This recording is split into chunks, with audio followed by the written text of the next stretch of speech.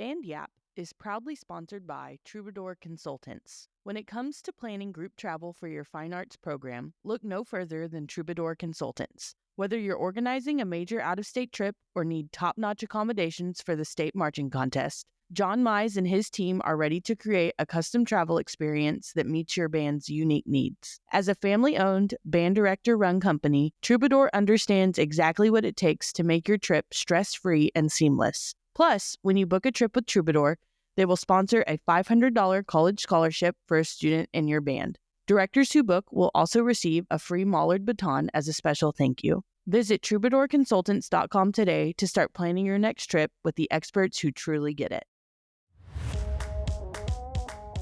You know, like when some lady I don't know comes back at me and says that she can see too many pores, you know, I'm just like, ma'am, I have incantation and dance to go teach. Like, I cannot fix your pores right now.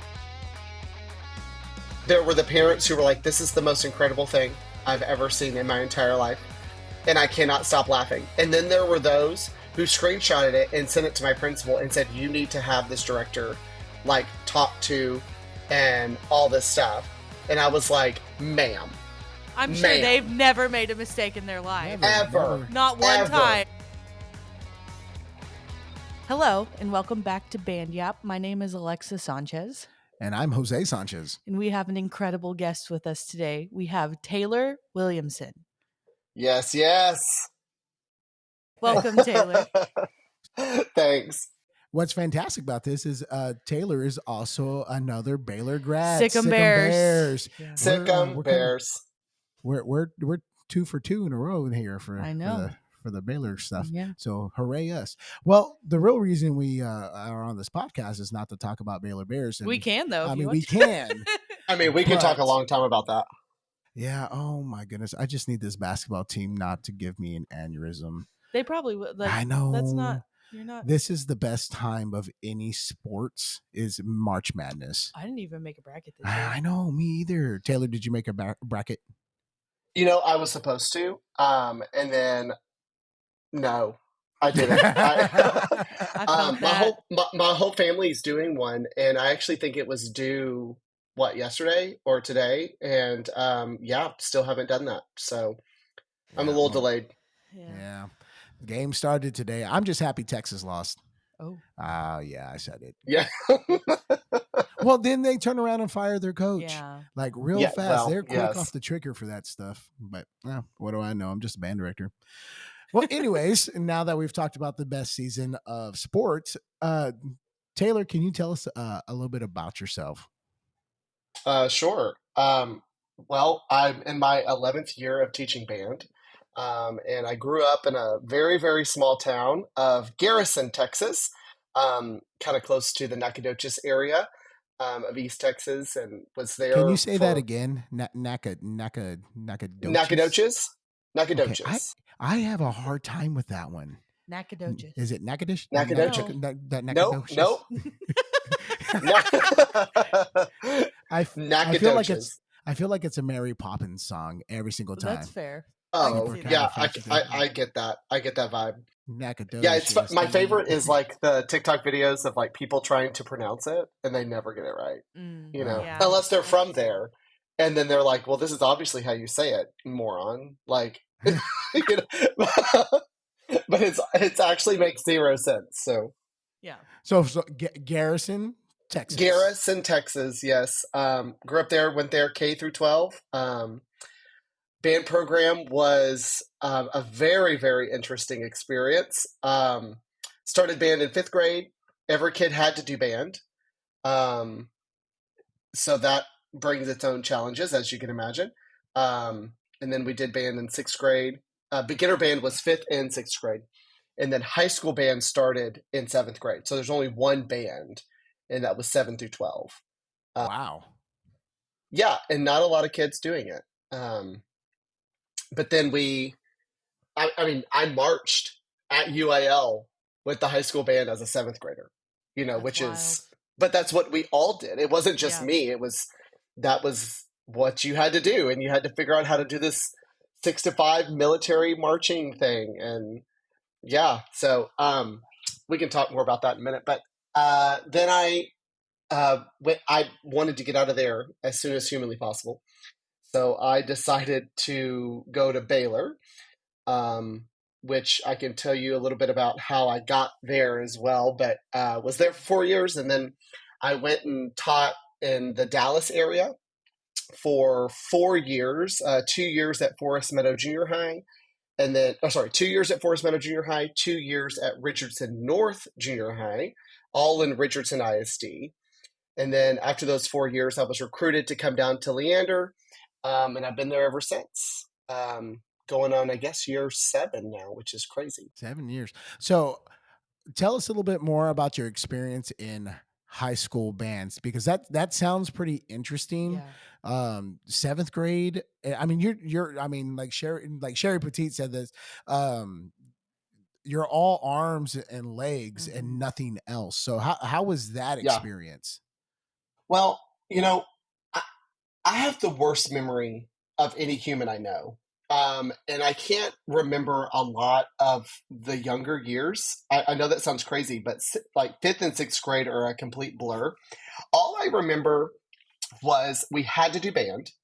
I started out on trombone. And so I was a trombone player to begin with because that's what my grandmother played. And I do remember taking my trombone home for the first time. I actually remember the smell of that trombone more than anything else. Old and musty. Yeah. Yes.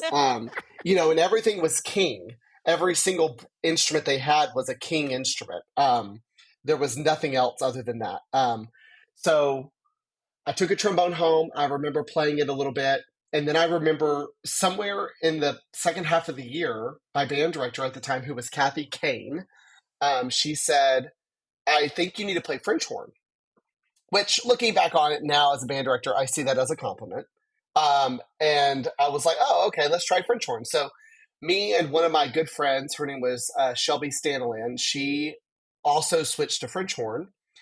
And then that lasted for about a month or two.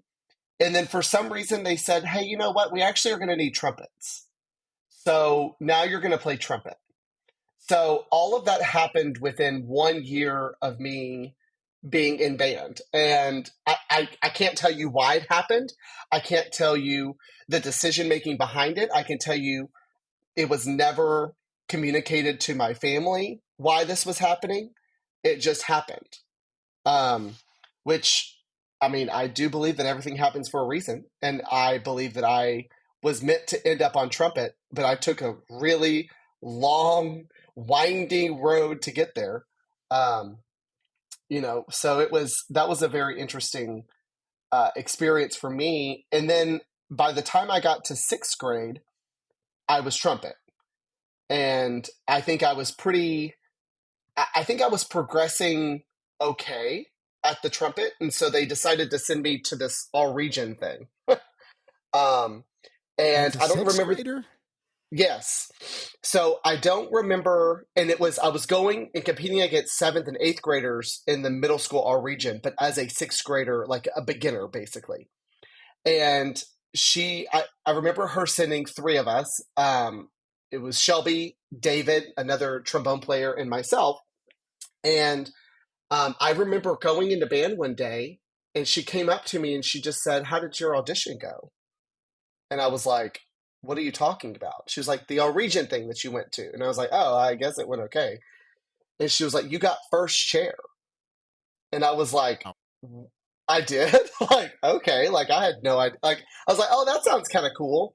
And so at this point, you know, she tells my mom, and my mom and my dad are both very supportive of everything I wanted to do, but they were definitely not band people. My mom was a twirler, so she had to play saxophone in order to twirl.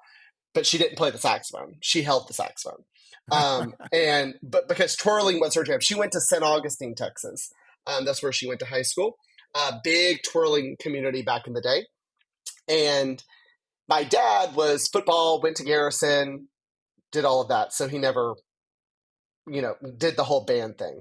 And my older 2 brothers were also never in band. They were football, baseball, all of that. So whenever they heard that I got this first chair, I think they kind of assumed, oh, this is maybe he's actually going to be kind of good at this thing.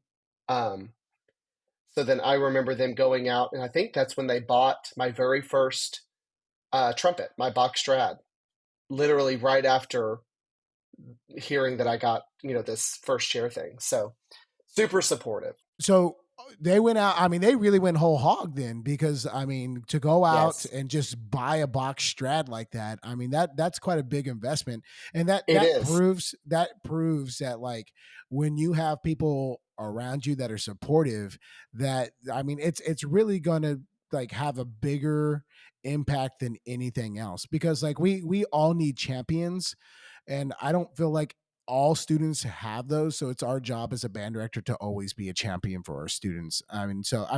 We've all lived different lives, but I mean, that's something that we all have to like strive and continuously like try to do, is to be champions for our kids at all points in times, even when we're tired. I mean, because like for you growing up in Garrison, which is, a 2A school, and I don't know how many people actually know that.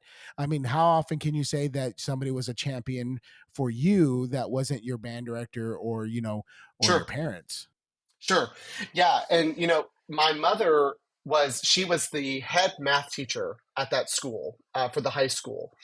And she taught almost every single teacher that I had. So a lot of Garrison teachers, they went to school there, went to Stephen F. Austin, then came back and became a teacher at the school. And so almost all of my high school teachers were taught by my mother at some point. And so everyone knew her. And so therefore everyone knew who I was. So I was very fortunate that I was, I'll say it, I was the favorite of a lot of my teachers and a lot of the community, just because they knew my family, and they knew who I was. They knew my older brothers. And I was also very much a people pleaser type of student. I didn't want to disappoint. I always wanted to go above and beyond. I was that person who, if there was a project, I was the one who everyone hated because I did everything at 125%. And they were like, why did you have to do that? Like, you showed us all up. I'm like, no, I just literally don't know any other way to do this. This is the only way that I know how to do it. So, and you're right, for my parents to go out there, and there's a lot of things we could talk about that when I look back on it, there is zero reason why my parents should have done what they did throughout this entire process in order to get me where I am. It makes zero sense. Like if I heard that a parent of a current student of mine did what my parents did, I would think that they were absolutely nuts. Like they had completely lost their mind. And one of them was buying me a trumpet, not knowing what any type of trumpets are. They literally went to Tatum Music Company in Longview and said, my son just got first chair and we need to get him a new trumpet. What do you have?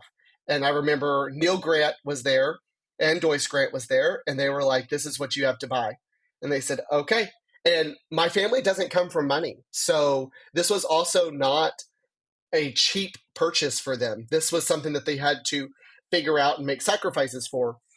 And so, I mean, it's just wild to me that they saw this avenue and they said, you know what, we're going to invest in this. And I wouldn't even say that I was a diehard band kid at this point. I just like playing I just like playing my instrument, but I think my family, they're very reward driven, and they like success. And so whenever they saw that I could be successful at something, they were like, okay, maybe this is his thing. And so they went all in and they got me that trumpet. And then, 4 trumpets later, no, 4 trumpets. Yeah. So it's just, but once I got to high school and I knew this is what I wanted to do, then getting a C trumpet, getting another B flat, getting all these other instruments were at least more educated than the first one. The first one was just a mess. I mean, the first trumpet I had was a Bach Strad, and like I mentioned, and it was a very not good Bach Strad. Bach Strads are not super consistent, or they weren't back in the day, and it was super stuffy. The high range was terrible on it, and I didn't know any better. They didn't know any better. They just bought a trumpet. So then, a couple years later, that's when I switched over to Yamaha instruments. And I've been playing on my Yamaha Xeno that I got at the end of 8th grade since that time. So yeah, it's pretty wild that they just kind of jumped in there and started buying things like trumpets when they've never done anything musical. Well, have you ever seen that picture of like of a dad or a mom or any of that kind of stuff, and they're like taking parts of themselves and they're placing it into the outline of their child? You ever Yes, seen yes. that is a perfect example of that, like for me, because there's something my dad, and I don't know if I've told this story on the podcast yet, but like my dad growing up, and he was very, very old school. And he said, Jose, I need you to understand something. Your last name is not your last name. And I was like always confused, but I was confused. I was like, what do you mean? He goes, that's my last name. And whatever you do is a representation of my last name and my family. And so you are going to represent me well. And so like that was always the mentality that I carried with me. And that's like also probably like some of those things for you, your parents investing in you that way and like going above and beyond to support you. I mean, that's also like a marker of that. For sure. Yeah, and it's like I said, it's listen, we're going to get into other stuff like whenever we started high school and doing private lessons and all of that. It's just insane what they did. And it makes zero sense, but I'm so thankful. And I tell them that all the time, that this is that they did abnormal things and it paid off. And I'm so thankful for it. So why band? Well, I don't know. I mean, I I definitely would say that I was in band because I had to be. And then eventually it just started becoming a part of my life. And, whenever I was in a small school, we had, 40 kids in our band, in the whole band, 7 through 12. I was one of 2 or 3 trumpet players. And I mean, I would say by freshman year, I made all state and I was like, this is it. I'm hooked. Like I can't not do anything else. I couldn't imagine my life without band. And I say that all the time. When we talk about retention and stuff with our kids, people are always just like, how do you have such good retention? How do you really get these? I said, well, I think about myself. You have to get these kids to a point where they can't imagine themselves without band. And then you're never going to have to worry about it, So your goal is to get them to love it so much or to love their instrument or the community or something so much that they couldn't imagine not doing it. And that's exactly how I was growing up. I mean, I still remember my band directors, plural, because I had so many of them because they just transitioned every single year. I felt like I had a new director every year. Some directors, one year we had 3 band directors within the same year. So it was constant turnover.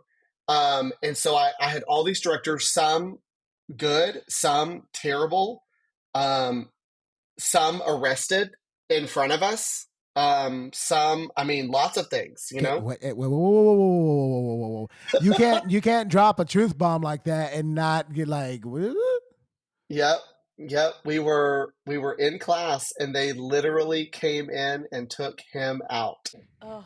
And he was no longer there and I've never seen him since. So what you're saying is that you did not have the ideal high school experience. That is correct. I did not. And I will say the band has never been, we towards the end of my high school career, I would say the last 3 years, last 3 years. Yeah. We had Clifton Walker, as our band director. He eventually went on to Kilgore High School, after we graduated. But he was the most consistent thing that we had there. And he was super chill and super laid back and loved music, loved band, didn't take it too seriously. But loved us and he was the most sarcastic teacher I've ever had in my entire life, but he was consistent. He showed up, he did the job, and we worked for him. And the band has never had that many consistent sweepstakes since that time when we were there. They haven't had a director that's been as consistent. And that just goes to show you what consistency can do with, success. And those kids just need a champion, like we mentioned earlier. They need somebody there to just care for them and to show them the right way and to show them the right path. And that's what he did. So do you feel like in comparison to your classmates, you were kind of a little bit of an outlier in like how you did things versus like, I mean, literally everyone else? Yes and no. So I mentioned two of my classmates earlier, Shelby and David. And David was a year older than us. Shelby and David were actually cousins. And they lived in Nacogdoches, but they came to Garrison schools because in East Texas, you can basically just go wherever you want to go. There's no real attendance zone thing. You just go to the school you want to go to. And I will say that the three of us were the outliers. The three of us it was kind of odd. We were all three All-Staters from a school, which is very abnormal. I think Garrison High School has had a total of 4 All-Staters in its history, and 3 of them were the three of us. How many people did you graduate with? 50. So you graduated with 50 people, and you had 3 All-Staters in your band. That is correct. So 40 kids in the band, That's a really good 7th through 12th there. grade. So you're talking about like freshmen through seniors. There was probably about 15 to 20 of y'all. Yeah. And 3 of y'all were All-Staters. Yes. Yes. Multiple years too. And the thing with us is, I will say this, it had nothing to do with any band director. It did not have to do with we were not set up on our instruments correctly. We were not taught this incredible pedagogy from the very beginning. But we all have those kids that no matter who teaches them, they're going to be ridiculous. Like, it does not matter who stands in front of them. They still somehow find a way to sound beautiful on their instrument. They still go above and beyond what they're practicing. And that has nothing to do with anything other than the kid itself. And I truly believe that is how we were. We were intrinsically motivated. We loved, like, literally after school or before school, during lunch, during all of our other classes, we were the smartest kids in the school. So, like, we would go to English class and we'd be like, hey, we saw what the homework was last night. We went ahead and did it. So can we go to the band hall? And they're like, yeah, go ahead. You did your work. So we literally lived in the band hall all the time. I would never let my students do that these days. Like, that sounds awful. Like, go to class, I used to do that too. I used to do that exact same thing. Oh, same thing. Yeah. And so, we would, before and after school, we would literally go into the music library and we would have full reign to do whatever we wanted. We would find all this music and we would just pull it off. We would open it up, pull out the trumpet, French horn, and trombone parts and just go to town. And we would play through marches. We would play through, East Texas marches. That's a thing. So, we would play through all these marches, all this old music. And that is how I just fell in love with band music in general, was we were just exposed to so much stuff. And then I would go home and listen to them. And then I'm such a nerd that I would literally, my mom was a teacher. I would literally take my favorites. I would go photocopy every single part of the band. I still have them to this day. I have folders of full copies. Sorry, J.W. Pepper and all the people out there. But I have full copies of all of this music that I just love. And that's not normal. Like, that is not a normal high school experience at all. J.W. Pepper listening. Taylor has all the original parts. All the original parts in his music library right now. Yes, I do. Oh my gosh, that'd be hilarious. Are they the sponsor? No. Hey, that brings up a good point. JW Pepper, sponsor us, and we'll tell you where Taylor's music is. Come on. I mean, and that comes back to that argument, like nurture versus nature. Like, yeah, there has to be a combination of two, and like I think, just the way like misery loves company, I think success also finds that same company, because like right now, like we're about to go into leadership, ventures with our students. And it's funny, there's there's a set of freshmen that are on that came to our leadership meeting today, and we called them the lunch bunch. And the lunch bunch, and it's a couple other kids too. They come to the band hall every single lunch period. Like if they can come, they're gonna. They haven't stopped by recently. Oh, really? Boo, the lunch bunch. The freshmen haven't. But they just like they click together so fast, and like I was really surprised to see a couple of them at our leadership like informational, and I was very proud of them. Like the amount of pride I had in those students, like it was more than what I've had in other groups, just because like it's as a freshman going out for leadership, that is like something that's a huge risk, and that's a huge like step that they're saying, hey, I want to be part of this, and I want to put myself out there. Even though I'm a freshman, I want to make a difference in the band.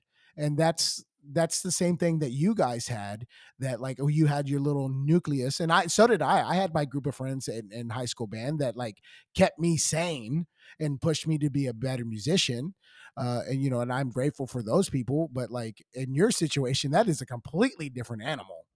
Yeah, for sure. And I totally see that as a gift in itself. I mean, the fact that we had each other, and I mean, we went to state solo and ensemble every single year and played a trumpet, horn, trombone trio. I mean, I didn't know that was a thing, but there is literature out there, and it is some of my all-time favorites because of what we had back then and what we did. And, you know, the three of us knew that we were smarter than everyone else. I know that sounds really arrogant, but like we were also in this really small town community where a lot of kids they don't go to college. They stay put, right? And that's fine. Both my brothers did that. You know, they still work on the farm. I grew up on a dairy farm. Don't know if I mentioned that.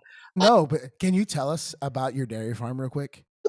Yes, I can. Yeah, so it has been a multi-generational farm in Garrison, and my dad kind of was the last one to do it. My brothers didn't really continue the milking of the cows portion. So it was a dairy farm. We had close to 300 head of cattle. Wow. That they would milk twice a day. And by hand? No, they had to stop it. Okay, moving on. So, you know, my brothers now live on, I call it the family compound. It's the farm. And they all live there, and now they do custom hay baling. And they are one of the biggest suppliers for like Tractor Supply, and places like that for square bale hay. So that's what they do primarily now. They have some show cattle where they go to like livestock shows and things like that. Did that growing up. But yeah, the farm was a real thing, and that's what I grew up. Did you have farm chores? I did not. So I was very much not required to do anything on the farm. And I don't know why. Duck. You exactly. Lucky duck. Yes. You know, but I will say I didn't like it. Which is why I'm also not there. Like I needed to get to a city as fast as humanly possible. Oh, no, I get it. I get it. I grew up on a farm, and I was like, this is not for me. I did it a whole lot. Jose hates mowing the yard because of that, because he did it so often as a child. That was like his entire like every weekend. Saturday. Yeah. It was like, oh, so now Jose's like, ugh, I hate it. Yeah, I hate it so did you have a favorite cow though? Was there a cow that you just connected with? There was one called Susie. And I mean, obviously Susie. And I honestly only like Susie because she won everything. So everywhere we took her to Houston Livestock Show, Fort Worth Stock Show. We went to San Antonio. San Antone. That's what they would call it in East Texas. There you go. And then we would take them to Stillwater, Oklahoma. That was like the big national dairy show. Anyway, she won all the time. So she got me a lot of money, and she got me a lot of trophies and ribbons and belt buckles. And yeah. So were you an FFA? I was president. Oh, of course you were. Yeah. Okay. Strut. Yeah. Yeah, so I was all in that. That was so band and FFA were basically my high school career. That's what I did. But I also had zero desire to continue any of the FFA part. Did you do after like high school. CDEs or LDEs? Yes. So I did lots of those. But the biggest one that I was a part of was the dairy judging contest. Oh, I was about to ask you about the dairy tasting. I was so looking forward to that. Yeah. So we did all of those things. And so it was, I mean, it's been a long time, but, I mean, yeah, but what an upbringing. I mean, and so you can just imagine these two parents who literally work on a dairy farm having this kid who wants to do none of that and doesn't really want to play any sport other than baseball. And then now he's into band and this makes zero sense. Like, what is this whole band thing? But then again, never backed down or got intimidated by it or anything. All they did was go 100% all in. It was like, if this is what you want to do, then this is what you're going to do. Which is crazy to me. It's like you literally just milked 300 cows and now you're at my band concert, but you were always at my band concert. And so I definitely realized after having taught at so many places, that's not normal, and it's not normal for you to have both parents at every single concert for your entire band life. And I wish every kid had that opportunity because it's not fair in some ways. And I recognize that. So I'm very fortunate that I had two parents who would always be there for those performances. We have a tuba player who plays like in his barn. Mm-hmm. And he submits recordings for his pass-offs, and he has like cows in the background. Yeah, of course he does. It's yes. Cute. Were you the same kid where you'd be playing and the cows would like? I definitely did not play outside. I really like air conditioning, and so I would, like really cold. You know what I mean? Like Oh, I know. I don't sweat, so I definitely have a fan on my podium. We need to get one of those. Oh my! Yes, because I don't like to sweat, and when I have to fix band, sometimes it makes me sweat, and they know, and the kids know that if I'm sweating, they're not working hard enough. Mr. Williamson starts sweating. Guys, come on, get it together, lock in. Yeah, I know my assistants will be sitting there. Y'all, he just turned on the fan, and they all sit up a little bit straighter. Yeah, Man, I really, really want to see you on an Easter Sunday with like the fan sitting at the front of the church. That's what I'm here for. That's what I'm imagining right now. I love it. It'd be great. So would you say you were not? I mean, were you the best musician in your band? I was the best musician. Yes. I didn't go to a lot of rehearsals. My band director would let me literally go and practice. Like my all-state music, my solos, my all this stuff. And then a few weeks before UIL, he'd say, okay, it's time to add the first trumpet part. You ready? I was like, yeah, let's do this.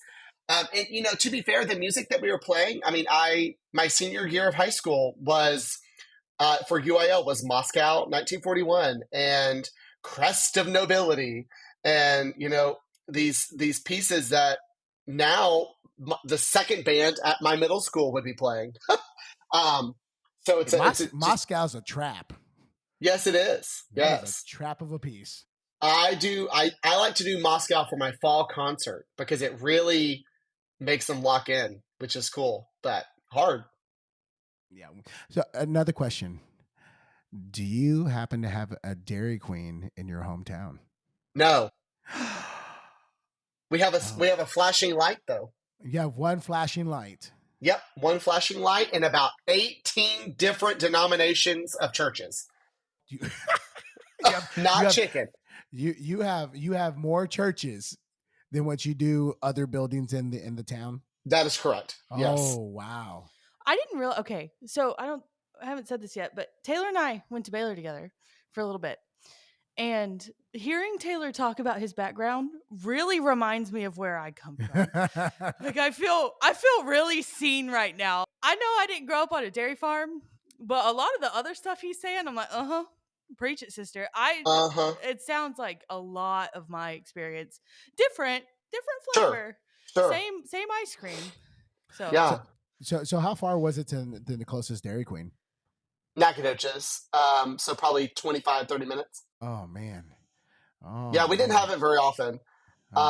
If we went to Nac, we're going out for Mexican food. I mean, like that's what we're having. Is there good Mexican food in East Texas? That's a good question. Taylor's a good person to ask. It's not bad. I do think that there is definitely it's all Tex-Mex. Let's just get that. Yes, there is room for improvement. Yes, there is a growth plan to be had. But I definitely think that it's all Tex-Mex, so there's nothing truly authentic. But so there's a chain called Jalapeno Tree that's there, and it's good. I remember us always saying like they had the good cook on Friday and Saturday, and then they had some leftover chef every other day because it was terrible.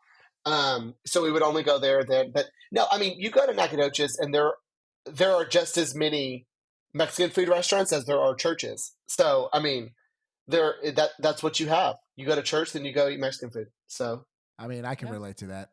Yeah.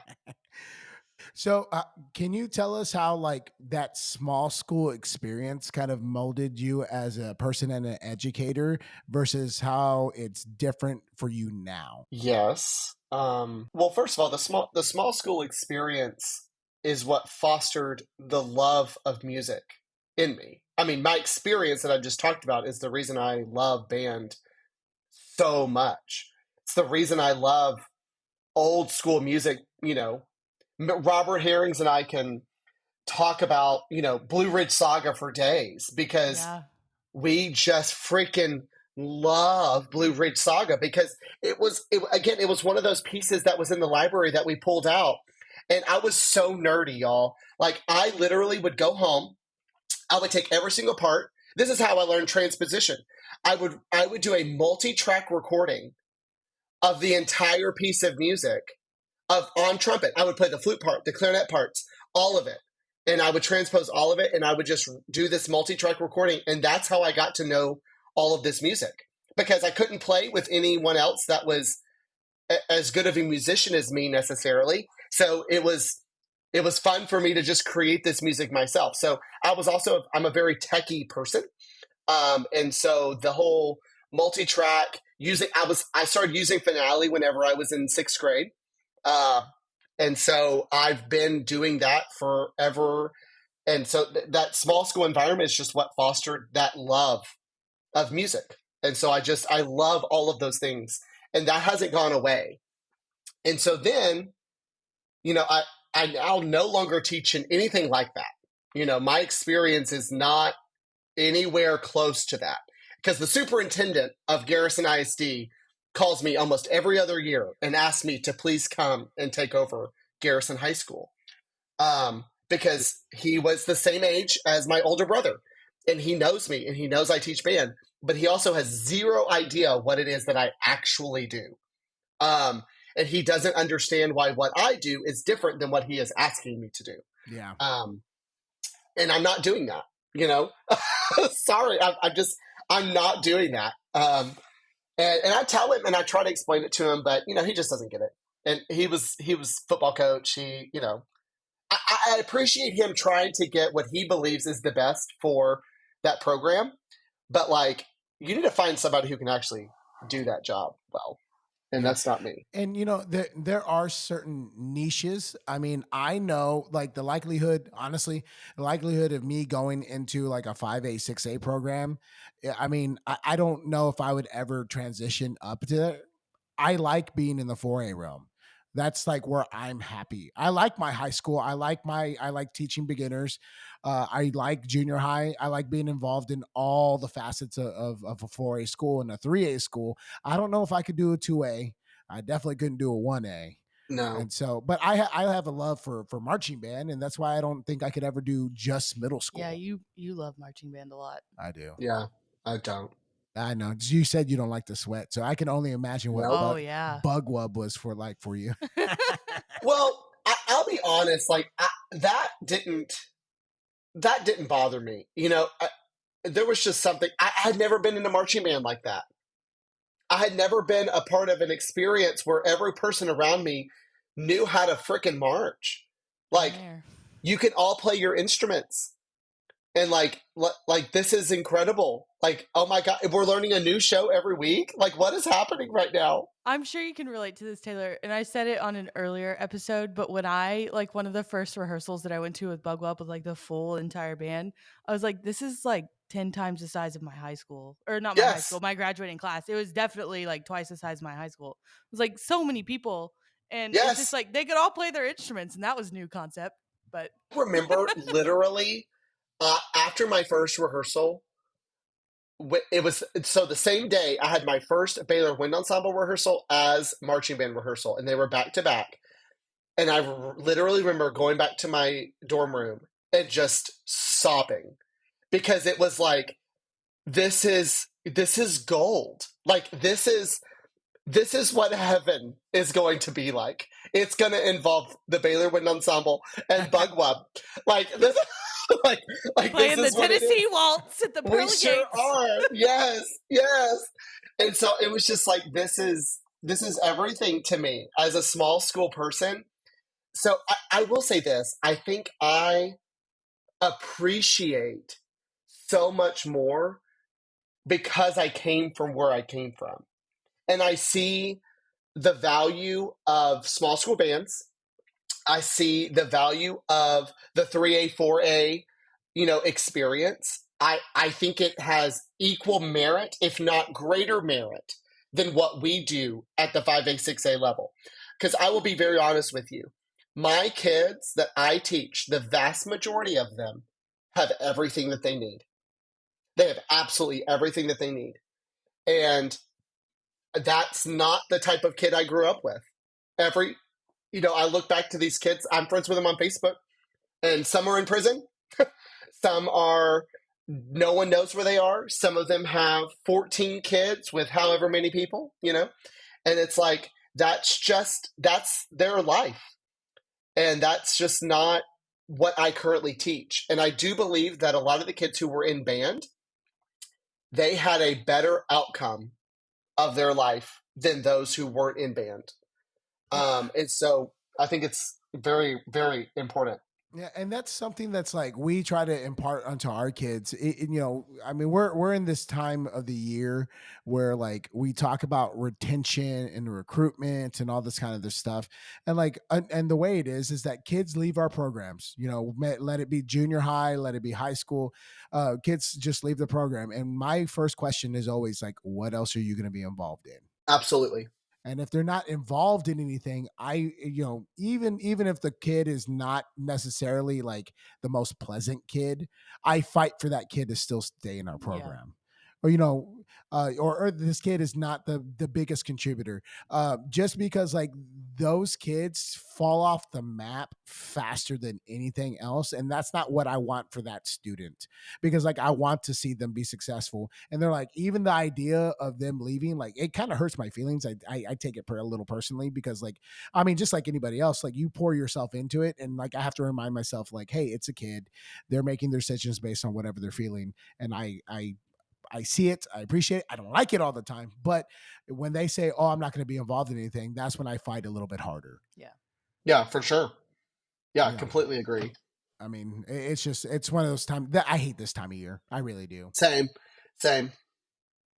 I wouldn't say to keep me grounded, but it definitely gives me perspective. I am a member of my hometown, like, neighborhood Facebook group. Woo-wee, that's some fun reading. Like, I have one of my friends that I graduated with, she is not in the group, but her sister is. And so every time something scandalous happens, she texts me. And I was like, okay, send the screenshots. We got to talk about it.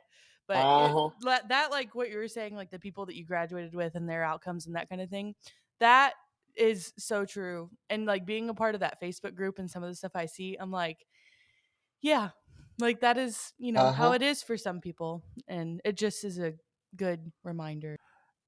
So who would you say has been some of the greatest mentors to you? I saw this question on the list and I just thought, oh God. You can name as many as you want. Okay. Because I'm going to be honest. I am successful for two reasons. One, all of the humans who I've been very fortunate to just be surrounded with. And two, because I don't give up easily. and the people I have been surrounded with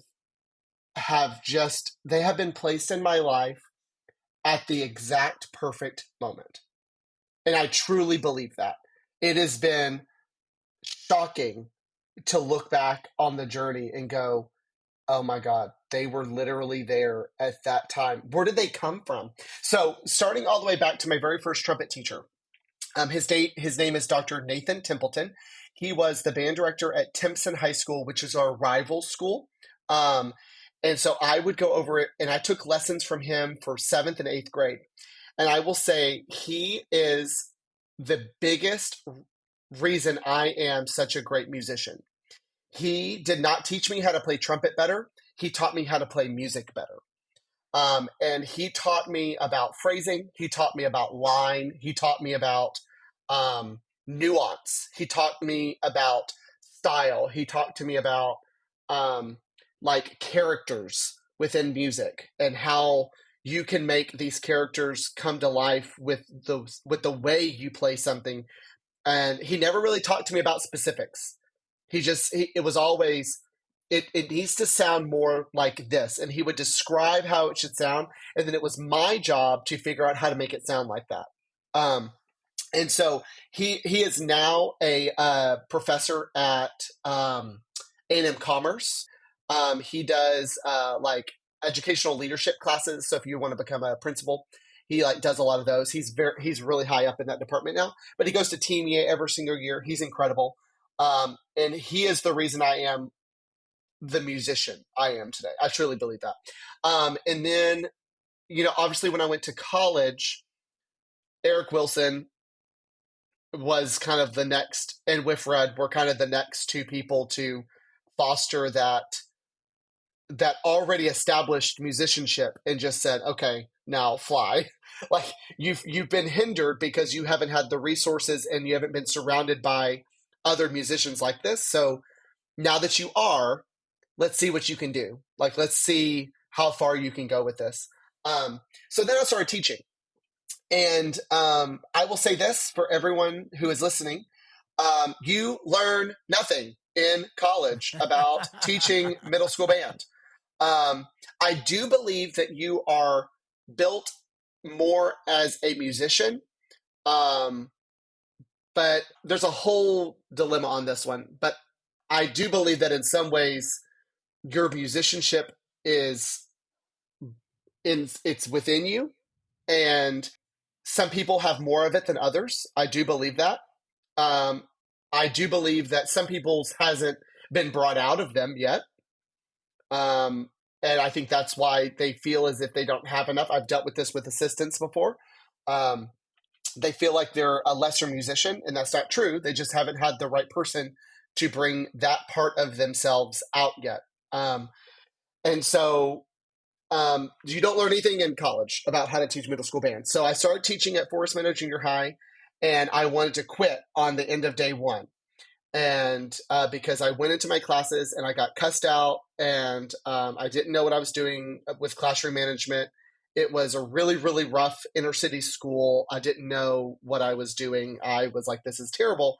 I literally went home crying because I was like, I can't do this. I literally can't do this. And so I will say that then there were three people who entered my life, and I have no idea how they entered my life. One was John Benzer, University of Houston. He was already a clinician set up by Jeff Bradford, who was the head high school director at Lake Highlands High School at the time. And John Benzer was going to Forest Meadow, and so I met him literally the first week of school, and he was like, hi, I'm Mr. Benzer. And I was like, hi, I'm Taylor. I'm just teaching band. And then he kind of started to show me, he taught me the most about like classroom procedure, how to set up my classroom for success, how to set every student up for success, where to put the cases, how to put the chairs, how do the stands go, like all of the nuts and bolts of the classroom, that is John Benzer's like greatest gift to band. That's what he can give us. The second person that entered was Ken Valiant. Now, Ken Valiant, if I had to pick one person as being probably my greatest mentor, it'd probably be Ken. Ken Valiant was a retired band director from Plano, and he literally would pop over into all of my classes without any notice, and he would just show up. Oh, great! And he would just say yes, and he would say, "What are you doing?"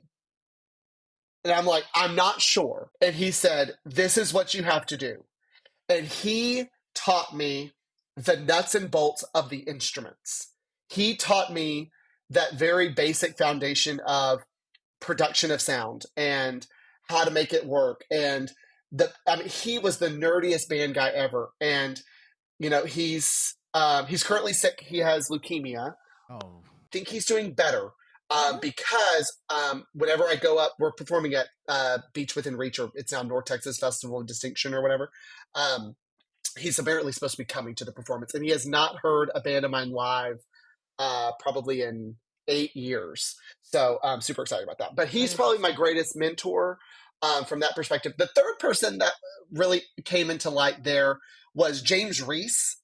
So James Reese is now the head high school band director at Grapevine High School in Grapevine, Colleyville. And he was the assistant band director at Lake Highlands High School. And James was the one who taught me how to start brass kids on instruments. And his stuff all came from Lynn Jackson, so I can't really give him all the credit, but it all came from Lynn because that's who he learned it from. But he was like, "This is what you have to do." And I was like, "Okay, let's do it. Like, let me try it. Let me do it." So those three people kind of instantly showed up after day one and were like, "Okay, we're going to teach this poor young soul from Baylor University who doesn't know anything how to teach band." And I was like, "Okay, thanks." So then I had those three people for 4 years. And then whenever I moved to Wiley, they had Cindy Lansford come out. And Cindy is my band mama now. And she is the person, I talk to her every day. And when I say every day, I mean every single day. And that's more than I talk to my own real mother. And it's just because she just gets me. She loves talking. We're going to send this to your mother, by the way. You better not. You better not. Please don't. But I just talk to her because she gets me. She gets my perspective. She loves my band program. She loves the culture we've created. She loves the kids. She loves me. It's just a great experience. So those have all been, there's so many others who have entered into my world that have, Ryan Johnstone, Robert Herrings, like you name it, all these people that I'm like, how am I now friends with these people? Like, it doesn't make any sense. And so when I tell you that I truly believe that my success is luck of people being placed in my life at exactly the right time, and then being asked to come and teach at Wiley Middle School. Before Wiley Middle School, I was literally nobody. And so just being asked to come and take over this program and being surrounded by Cindy and John and Ken and James and all these people, it's just, it's just insane when you think about it. Yeah. I've been teaching for 16 years now, and I still get starstruck by some of the people that we have the opportunity to like interact with. So like, the first time I talked to like Kathy Johnson, like I was like, oh my goodness, I'm on the phone with Kathy Johnson. Or like Jerry Miller, same thing. It's just like all these people who are just like icons in our profession. And you're like talking to them and you're like, oh my goodness, I hope I don't sound like an idiot. Right. Yes. Like, I know. Like it's just amazing how that kind of happens. And like, so how you get put in the places that you actually need to be, and like how that can work out for you. So that, that's really like amazing. So you've had a great time as a band director. So you've won honor band. Yes. And you've been to Midwest. Can you talk to us a little bit about that process and like the experience for your students? Sure. When I submitted for honor band that year, it was the second time I'd ever submitted. First time I'd submitted at that school. I did not expect to win. It was not something that I was hoping we would do well, but I didn't expect that. And I do remember sitting in the room listening to all those recordings, and ours came on, and I was sitting next to Cindy and Ryan Johnstone at the time. And I remember turning to Ryan and I just said, "It sounds different. It just sounds right." And it just, there's something special about it. And he was like, "Yes." And then I was like, "Oh my God, the crack is coming up. The crack in this piece is coming up." It's got like the euphonium is about to like completely just crap all over themselves. And okay, here it is. And then it happened. And I was like, okay, it wasn't as bad as I thought it was. So, the honor band process is, it's more mental than anything. And, you can turn it into a monster very quickly. That can be a negative experience for your kids. But it can also be a fantastic experience. And, I cannot speak, and I don't want this to come across as arrogant because I'm not that, but it's like, I can't speak from the perspective of submitting and not winning with these kids because that hasn't happened at Wiley. Because we did happen to win on the first time we submitted. But I will say the experience of doing honor band was one of the greatest things ever. The recording process was fun. It was a challenge for the kids. It was a challenge for me to try to see if we could get that perfect recording, like, okay, lock in, like it's on, like this is your chance. This is your moment. Okay, here we go. And then we would play. And it's like, okay, that wasn't it. Thank God we have another shot, And then the performance and the preparation for honor band was incredible. That was probably my most fun I had, primarily because it's a February concert. It's not a December concert. So you just have a little bit extra time. And that's fun. And you can't really start in June because you don't know you've won yet. So like it almost forces you to not do it in the summer. Because you don't know until TBA, and then you find out, and then you freak out with like, what am I supposed to play? What am I supposed to do? So the honor band win was a pretty big shock to me, honestly. That was not, in my brain, it was not supposed to happen yet. Always a dream. I've heard stories of the look of shock on your face and how you were like literally a deer in headlights. And I think somebody had to shake you awake. Yes. And I was just sitting there crying because I didn't know what else to do. And my wife was homesick. She didn't even go down with me. So I had to call her and tell her. And then she like got her sick self up and drove all the way down and to be with me. But yeah, it was a surreal experience. And then, Midwest, it was my first time submitting for Midwest. I knew the recording was really good.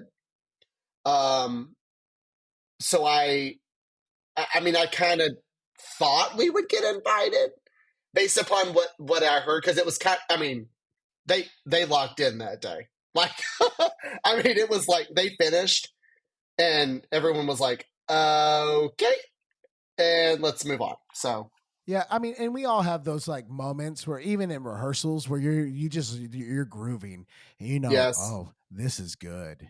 Yes. This is real good. And then some days you go, this is real bad. Yes. Yes. That does happen. It's like, we've made some decisions today and they were not the right ones. It was yesterday, but thanks. Oh gosh. But the Midwest, my past Midwest experience was pretty terrible. I fractured my ankle. I don't know if you guys knew that. Yeah. So can you tell us about that whole entire thing? So you did Midwest and you had a busted ankle. Can you tell us about the journey that you had Sure. with a busted ankle? Yeah. So I went on Thanksgiving break all excited to be on a break, and my wife and I are in our travel era, so we decided to go to Lake Tahoe to explore that, and I slipped on ice, and I sat because like I had my camera in one hand, so I couldn't use that hand to support me. So I sat down on my ankle while it was twisted completely the wrong direction. Yes, I knew it was not right. The moment it happened, I wouldn't say excruciating pain. I was in pain, but I wouldn't say excruciating. I couldn't walk on it, obviously. So I hopped to the car. My family was like, it's probably just sprained. No big deal. So this was the day before Thanksgiving. We weren't flying home until Friday. So we were there for 2 days. I basically hopped around everywhere. It was not fun. You know those carts that you put your luggage on that takes you up and down like to your rooms? Yeah, so I sat on one of those to go everywhere. They pushed me around because I had no crutches, I had no wheelchair, I had no nothing. But then I could hop into the car. And anyway, we got back and I flew with my leg completely destroyed, and got back, and I was sitting on the couch on Sunday, happened on Wednesday, and I was like, God, my whole leg is like black. Like this is like not getting, like I was icing, I was elevating, I was doing like all the things you were told to do, and it wasn't getting better. So I went to the urgent care, went in, got it x-rayed. They came back, the doctor came in and she goes, it is fractured in 2 places, 2 different bones, and it's going to require surgery. And in that moment, I held it all in, but I was freaking out because this was 2 weeks before we leave to board the plane for Midwest. And I've never had any type of medical issues. I've never had any of this to happen. So I also have like pretty severe medical anxiety about just things in general. And so this was awful. If you ever have experienced medical anxiety, you don't want to do it. Like you don't even like going for a regular checkup, right? And because the worst is going to happen at whatever's going to happen, it's going to be the absolute worst, right? So I avoid those things at all costs. And so I didn't know what to do. Like, who do I contact? Do I contact a surgeon? Do I go to the ER? Do I do all this? I had no idea. So something told me that I needed to call my principal.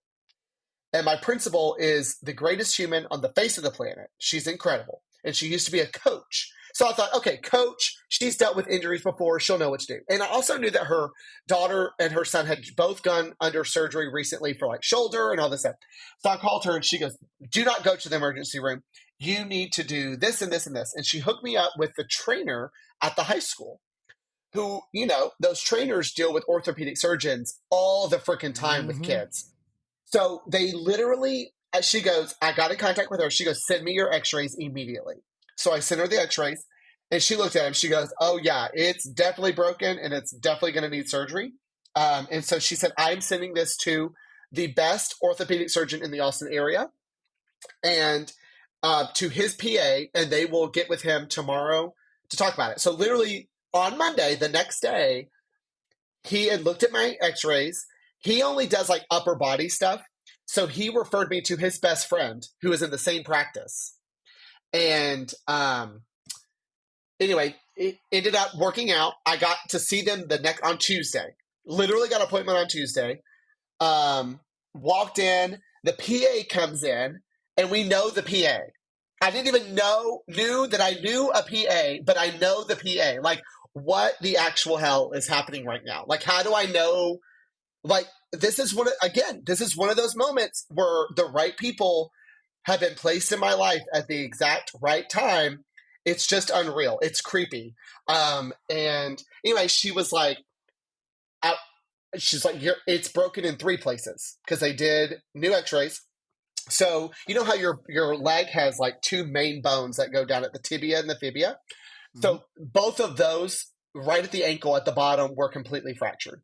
And then there's also called the medial malleolus, which is basically the ankle bone, the circular thing in there, that also got chipped. So all 3 of those were broken. So she came in, She goes, you have a trimalleolar fracture. And she said, it does require surgery.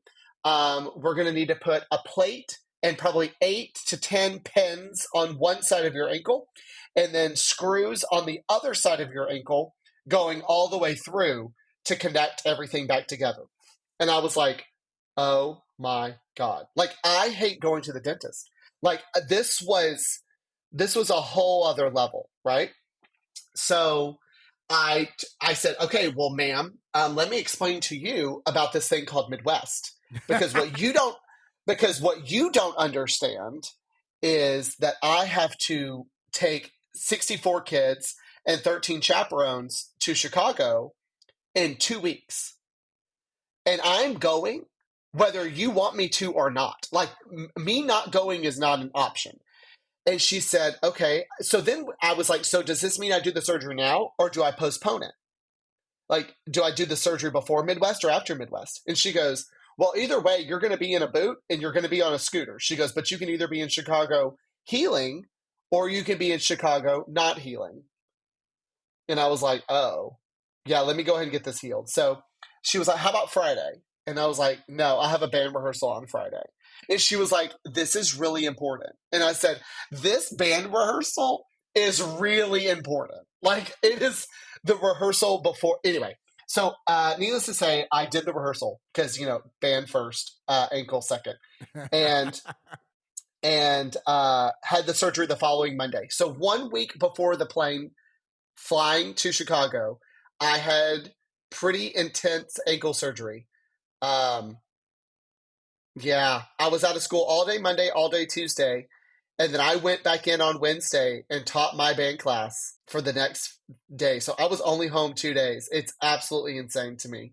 And I'm walking again. So that's good. I'm glad I saw pictures of you on stage with your scooter. My God, it was awful. And I picked our opener is a piece that starts without a conductor. And then I was supposed to walk out in the middle of this damn thing. And I have to roll out. Whee! It literally. It's on YouTube, and it's slightly embarrassing. I'm gonna have to go watch that. I know that's good stuff right there. But yeah, I mean, all you just go look up Prologue Circus. If you type in Prologue Circus, I'm sure it will come up. Okay. That is great. Those orthopedic surgeons are insane. Yes. Yes. Our son had, oh my gosh, when he was, how old was he? 2, 3? 2, 3. He broke his arm at daycare. And as a parent, that's like scary. You got to take your kid to urgent care, and you're like, what? I thought his elbow was dislocated because that's whatever. And they're like, no, it's broken. And she's like, but she said, I deal with the orthopedist all the time. I sent over the referral. They're going to call you, especially based on his age. They're going to call you as soon as they can. So the next morning they call me and they're like, come right now. But they're like, we sent you to the arm guy. He only does stuff from the elbow down. And it's like, okay. Very niche. Glad we got the right guy. But yeah, he had to have like pins and stuff put in his arm too. And the pins thing, did you have to have them removed later on? So I am still in my recovery period. And in 2 weeks, I'm supposed to have the discussion of whether I get everything removed or not. That's a fun time too. They don't think it will be removed. They believe it will stay in. Okay. The problem is the swelling is still ridiculously, a lot. So do you walk around not normally, but you fairly? No, I am back. I would say I do not look like I had surgery. Okay, that's good. And when I went into my appointment a week ago, literally I walked in and they were like, they thought they had grabbed the wrong patient because they were like, you are progressing way faster than you should be. And I was like, good. It's probably because you went to Chicago immediately and just the cold around your ankle. I just ripped the Band-Aid off. There you go. I was like, okay, let's go. That's good. I'm glad you're healing so well because that's yes. awful. Oh, man, I know. Story. Do you have a favorite part of Midwest or your honor band concerts? Favorite part, personally or for the kids? Yes. Both. Okay. This is going to sound, well, So Robert and I always talked about this, and I don't know if I should be sharing this. It's always something that Robert has experienced 4 times because he's won 4 times. But he said, the applause at the end of your opener is going to literally stick with you for the rest of your life. And I didn't really know what he meant until I experienced it. And I will say it is probably like, I want to experience that again. Like that moment for me and with the band, for the kids to literally sit there on that stage, stand up, and just get this roar of Lila Cockrell for them, for everything that they put into that moment. Like, they were beaming. Like, they were just, it's, you don't get that at your hometown concert. You don't get that anywhere else. You don't get that at Midwest. You get that at Lila Cockrell when you throw down on an opener and it just, everyone's like, holy crap, that's why they won. Like, that is it. This makes sense. Then the whole place erupts. And that was for me personally, that was the coolest thing. And I knew going into it, like, even before I stepped on stage, Robert was like, here you go. Like, I can hear him saying that. Yes, like, he was like, have fun. And then he was like, remember the applause. Remember that moment. And I will never forget it because it was unreal, you know. For the kids, I just love anything where they can be kids. You know, we are playing music that is well beyond their age in a lot of ways. And they usually don't see themselves as kids in the band hall. They see themselves as pretty mature musicians because that's honestly what we brainwash them to believe and to see themselves as. So for them to be able to do things like go to the museums, go to all the fun elements, go to Blue Man Group, right? Like, do all these fun things with Midwest alongside the trip. Those are the greatest things for them. Like, they'll remember the performance, but they're going to remember staying in a hotel with their besties. Like, that is what they are going to remember forever. You know, and then I hope that they remember the journey more than the performance. That's always my hope. But I don't know yet. I'm waiting for these kids to get older so I can ask them, you know, to know if I did it right, you know. But it's a surreal experience. It really is. It's unlike anything else. The honor band one was, in my opinion, I don't know. They're both prestigious, but you know, the honor band one's just special. Yeah, it's just different. I mean, I wouldn't know, but from everything that the people I've talked to, it's just like the honor band thing is just different than the Midwest thing. It is. And so, I mean, they both have their accolades, but like the honor band thing, especially with playing with people that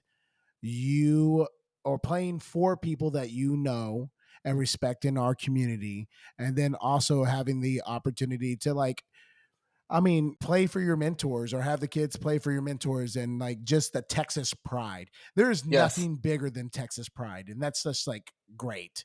That's what makes band directing in Texas so great. I agree. So you touched on this a second ago about like the things that happen in your band hall. So what are some of the important things that you have done to establish the culture that you want to have in your band hall? So we have what's called the Wiley Band Way. And it basically has 4 major tenets that we go over with the kids every single year. And we hold them accountable for these things.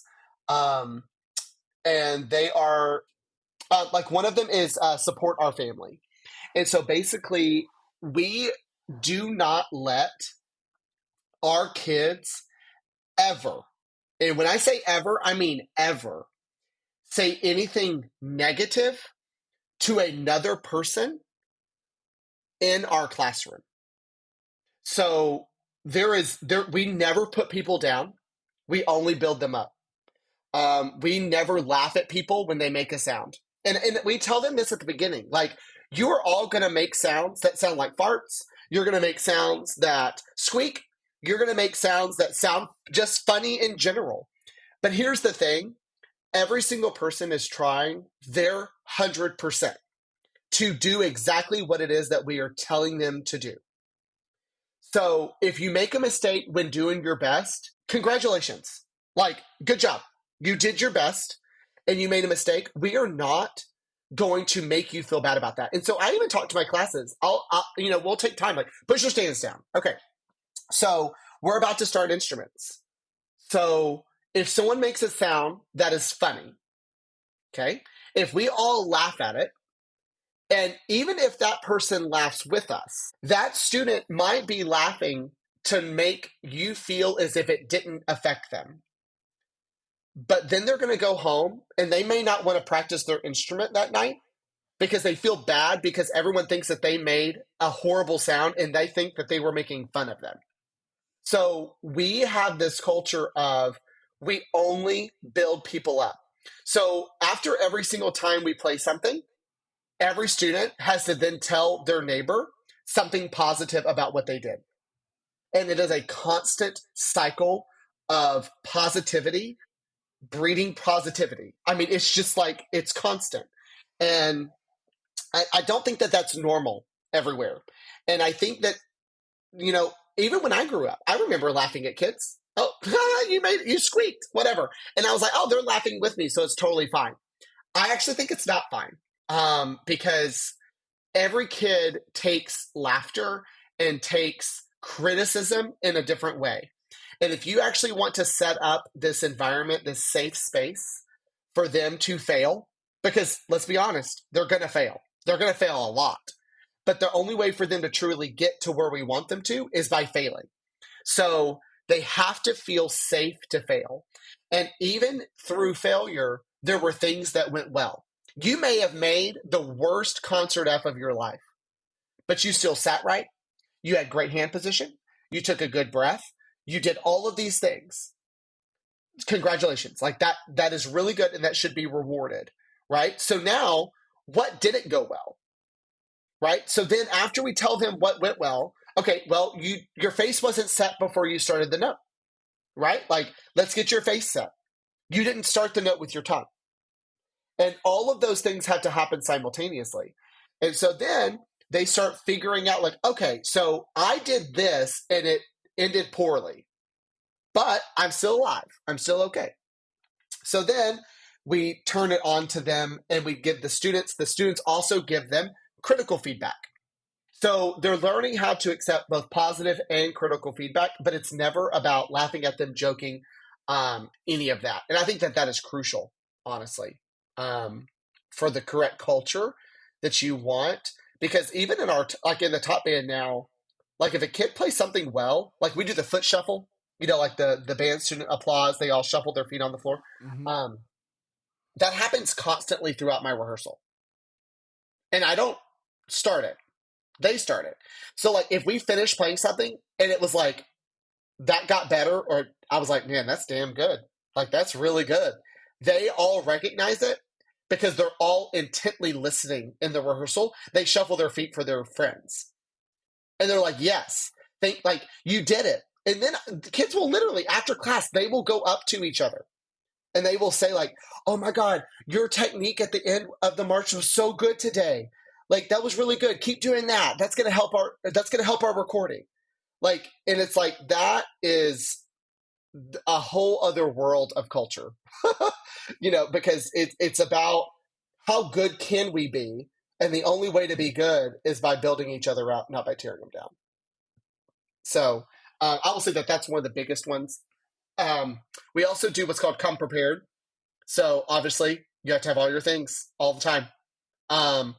And I've seen programs where kids don't have their music, they don't have their instruments, they don't have their supplies. And obviously, I know every band director wants that to happen. You want them to have their things every single day. And I will tell you this, even in the Wiley Middle School, kids don't have their stuff every single day. But I will tell you this, they are scared out of their mind if they don't have it. And it's not because of what we're going to do to them. It's because they don't want to disappoint us. Because they know that we are coming prepared. We are coming prepared as their teacher. And the last thing they want to do is to waste our time.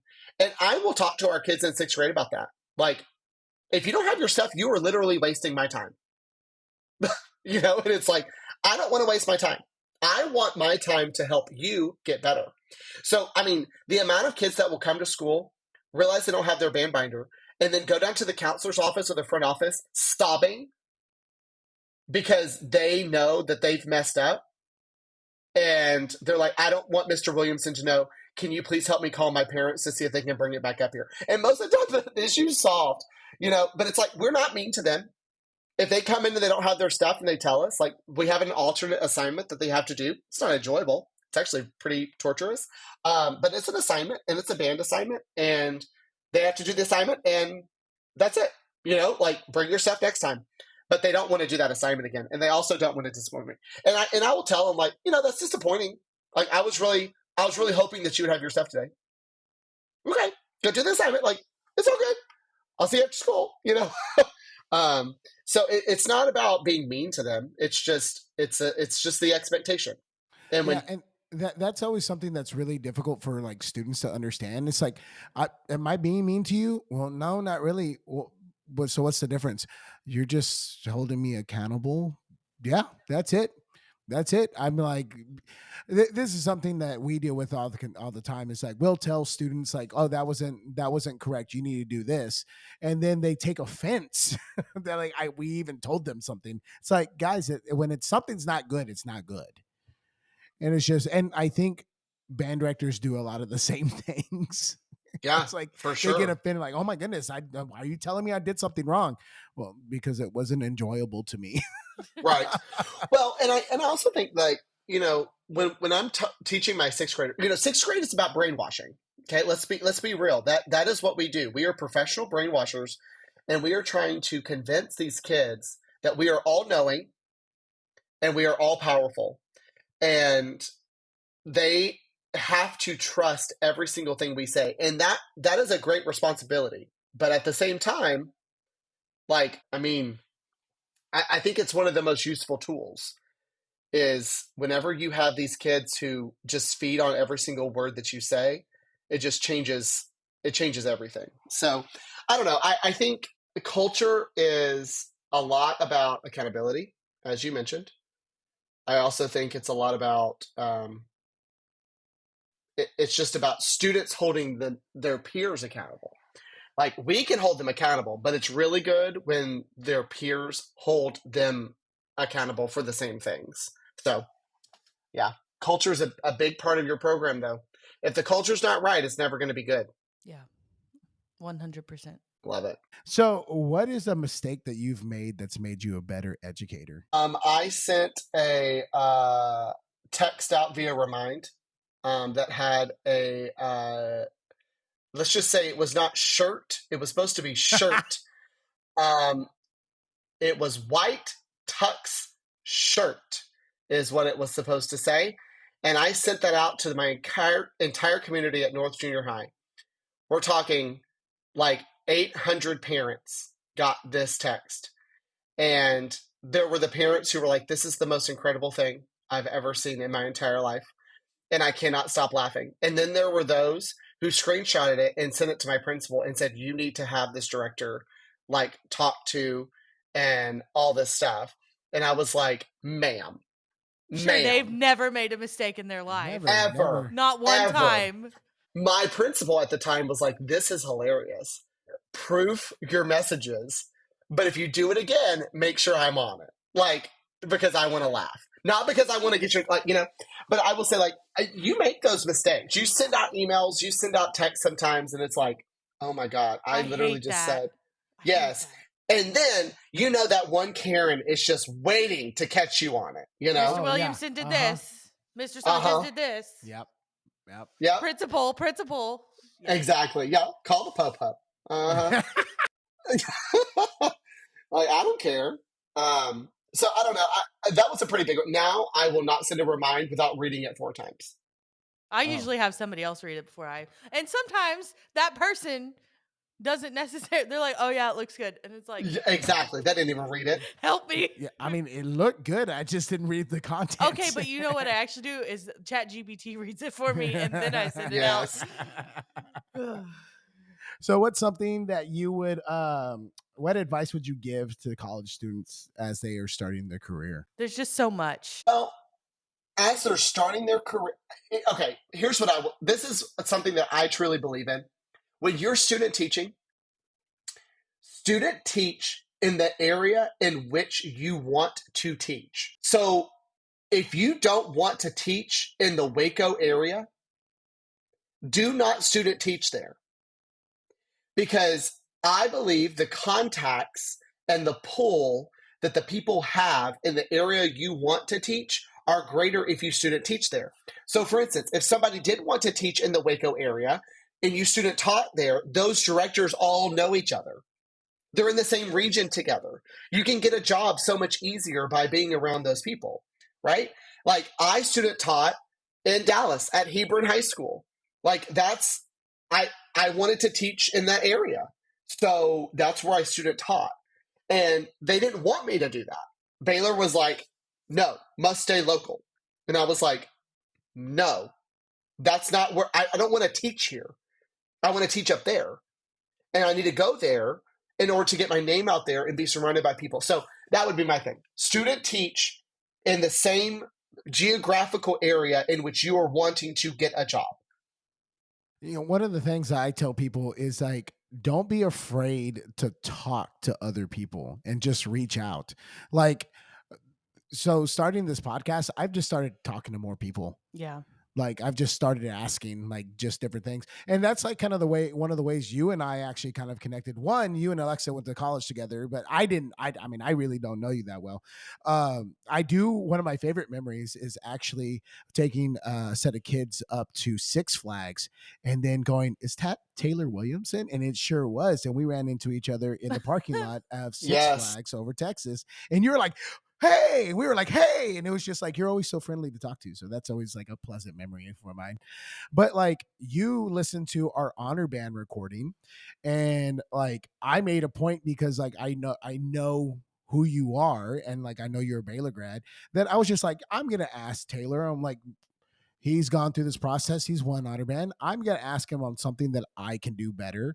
And you gave me some fantastic advice. But like just reaching out to people and just asking, like just striking up a conversation because ultimately, like we are just all people. I mean, the same way I get starstruck with like all these big name people who have been uber successful. And then you talk to them, they're like, oh yeah, you know, you kind of come down off of that idea of that, like they're the untouchables. And so like, yes. But I mean, I really appreciated you. Like you responded and it was just like, oh, great, fantastic. And that gave me some really good knowledge on what I need to do next time if I, you know, when I decide to record again for Honor Band. I think most of the time people are willing to help you if you ask them. And especially like as the more experience, the more seasoned you get, the more you understand struggles of people that are still up and coming. And I think that people are sometimes afraid to reach out because they're like, oh, I don't want to waste this person's time or whatever they may feel about it. But sometimes I see things or talk to people or see, you know, social media, whatever. And I'm just like, I just wish you would ask for help. And then I don't think about it again. But people don't normally reach out to you in those situations. But I'm just like, I wish this person would like ask because I want to help them. Sure. I want to help them. Like right now, like I've been helping people with like UIL judging, like adjudication stuff because they will ask like me finding judges and they'll like, hey, do you want to judge? I'm like, I'm booked on that day. Do you need some help finding some people? And they go, that's great. Well, a lot of times too, it's like when you look at the TMAA list, it can be daunting to like scroll through all, and it's like, well, who do I ask? And like, you don't know who's already booked or whatever. So it's nice sometimes to have a point person like, hey, do you know anyone that wants to get a judging gig? And it's like, actually, yeah, I probably do. I'll ask some people for you. But there you go. We're all willing to help. Taylor, is there something you like to do to unwind that is not banding? I don't really unwind. I'm kind of just wound up tight. all the time. No, so I do photography. That's a big part of my life. So COVID happened and teaching was terrible. And so I was like, this sucks. Let me bring this old thing back out. So I did photography since high school. I don't know why I did it. I just did it. I just loved it. It was cool. I made a little side money taking senior portraits and things like that when I was in high school. And then obviously went to Baylor and it was kind of stopped. Didn't have time for it. I was practicing too much. And so then COVID happened and I said, you know what, let's bring this back out. I teach in a pretty affluent area and where people like having family portraits done all the time. And that's just kind of the vibe of all of my band kids. And I'm Facebook friends with almost every mom of my program. And so I posted one time and it was like, all these people were like, yeah, we'll do it. Like, this sounds great. And I was like, oh, there's like a market here. And so then it literally just exploded. I mean, exploded. And it is a full-time gig. But it's a lot of fun and I really enjoy it. I do not think about band when I'm doing it. And I will be honest, that has been the best thing for me. I feel like I'm actually a better teacher when I'm not hyper fixating on my band from the moment I wake up to the moment I go to sleep. But I'm not saying I don't hyper fixate because I am still very invested in the band program, but it gives me time to not think about it. And I think that that's very positive. Yeah. So, I mean, so it just started as a high school thing where you were doing it. And then, I mean, COVID was, if you're like me, like I want to be in the classroom. I want to be interacting with students. I want to be doing this. I want to be doing that. And so when COVID happened, it put me into a slump like no other. Yep. I mean, and then it was also a way for me to interact with people. You know, the people who were signing up for this, I did all the portrait stuff outside. So, you know, they were totally fine with us getting together in a park. And I got to see some of my kids, you know, I got to see their families. And I just we created really great relationships through these experiences of photography. And, you know, one of the ones who was my first client down here, like she cuts my hair. There was another one who I do her family twice a year. Without question, she's one of the first one that books every single time. So it's just really, it's great. It's the best side gig I could ask for. I swear, the last few conventions, I've been like, we need to get Taylor to take our headshots. Yeah. we just need to get Taylor to take our headshots. I don't have a headshot and I've been doing this for 16 years. I've said it like, I don't know how many times. Taylor, do you have a website for your photography? I do, but I'm going to be honest. So it's going to be revamped this summer. I know. So my wife is a choir director, and she's on the fence of whether she's going to be teaching next year or not. If she's not going to be teaching, she's going to be full-time photography business, doing all of that. And if that's the case, then she's going to be in charge of all of that. I will be taking all the photos. She will be doing everything else. Okay. So you're the talent. Don't tell her I said that. You're not allowed to hear that part of the podcast. Exactly. No, you know, I can just do that part so quickly and easily. And it's all the other stuff that actually takes up a lot of my time. It's the editing, it's the delivery of the client galleries, it's that part. It's the customer service piece. You know, like when some lady I don't know comes back at me and says that she can see too many pores, you know, I'm just like, ma'am, I have incantation and dance to go teach. Like, I cannot fix your pores right now. Like, maybe you need to work on that skincare routine, ma'am. Yes, life sounds like a you problem, not a camera problem. So Stridex would go a long way, no, ma'am. you need to invest in some better moisturizer or something, ma'am. Yes. Maybe that's what I should start doing. I should just start, when they send that, I should just send an Amazon link to the moisturizer. Like a whole skincare regimen. Like, yes. shop my Amazon storefront. Yes. That's funny.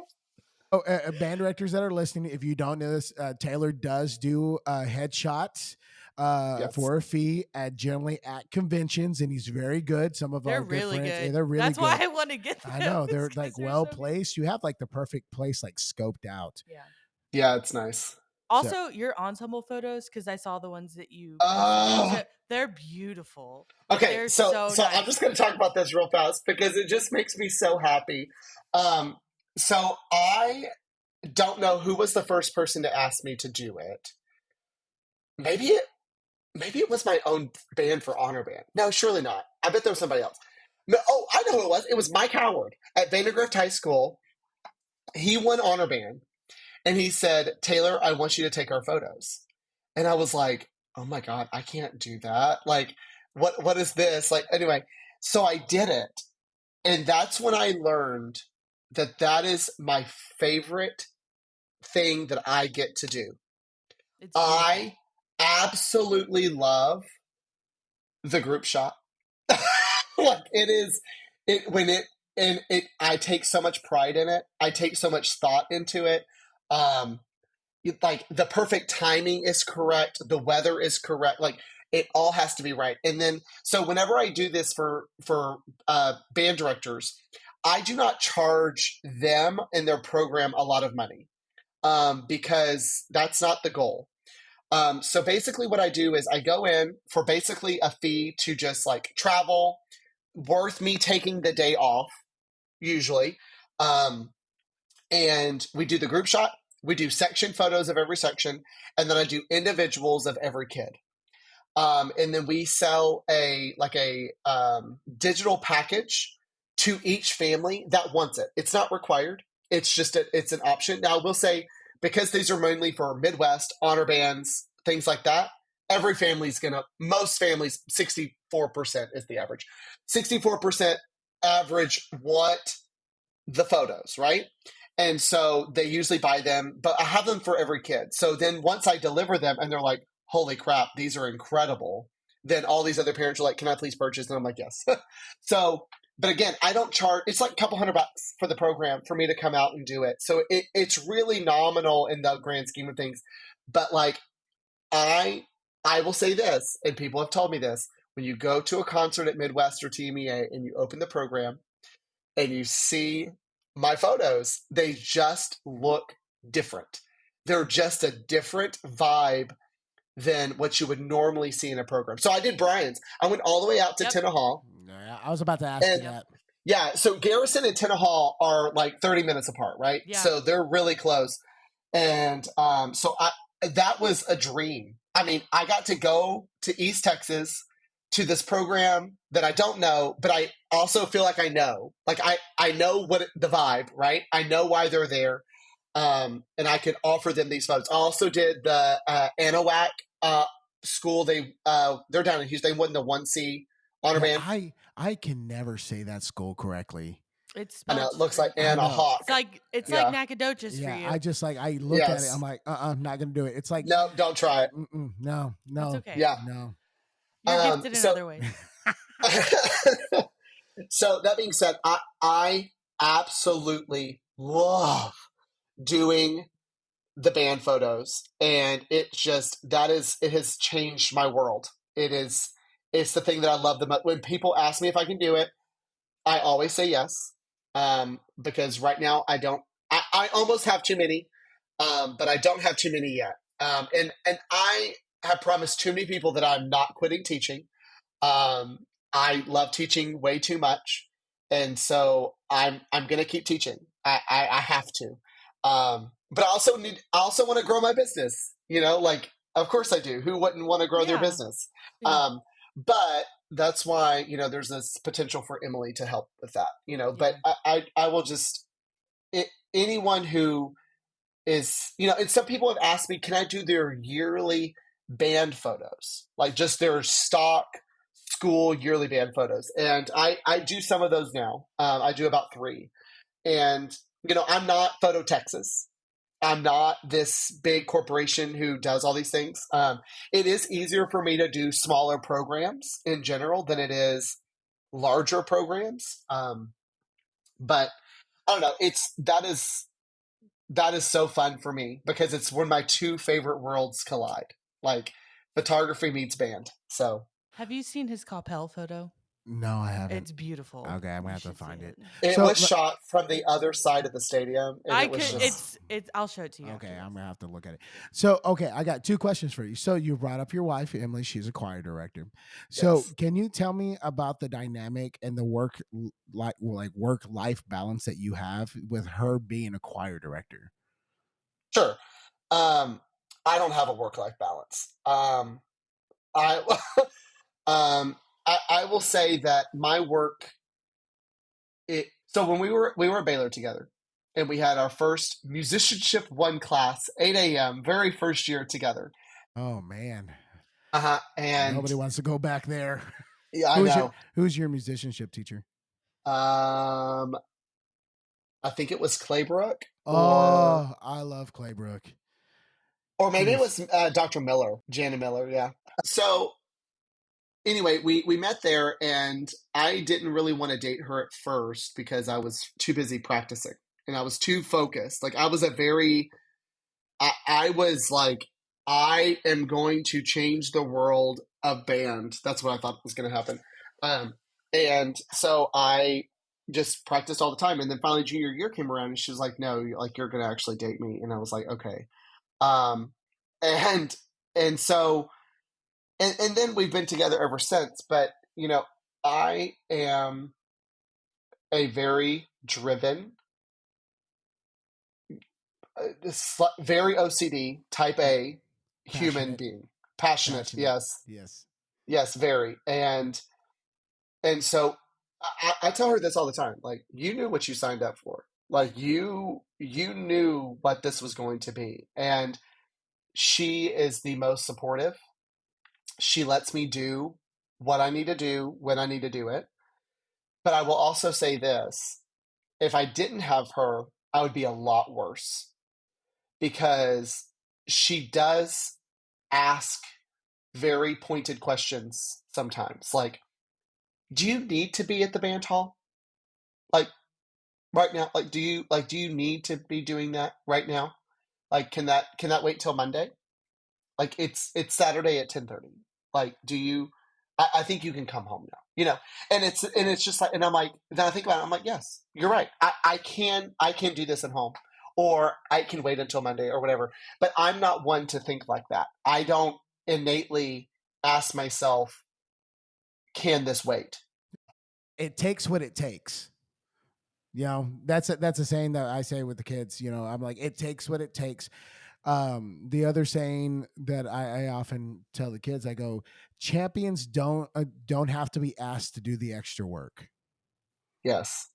And that, I mean, if you're programmed that way, I mean, that's great. I mean, I can relate to that. And I think a lot of the people that I've had on this podcast can relate to that as well. But you are also, like, in your marriage, very transparent with your partner, and your partner's very transparent with you. And Yes. so, like, if that wasn't the case, then I think your relationship wouldn't last. I mean, and that's something that, like, me and Alexa have to deal with consistently because, like, and you growing up on a farm and kind of going through that, you kind of, like, the hustle. And in our relationship, it was the conversation has been always, if there's an opportunity for someone to make money, why isn't it me? And so, like, that's been a struggle for us because I don't know if you know this, I still work for the McLean Student Life Center. I open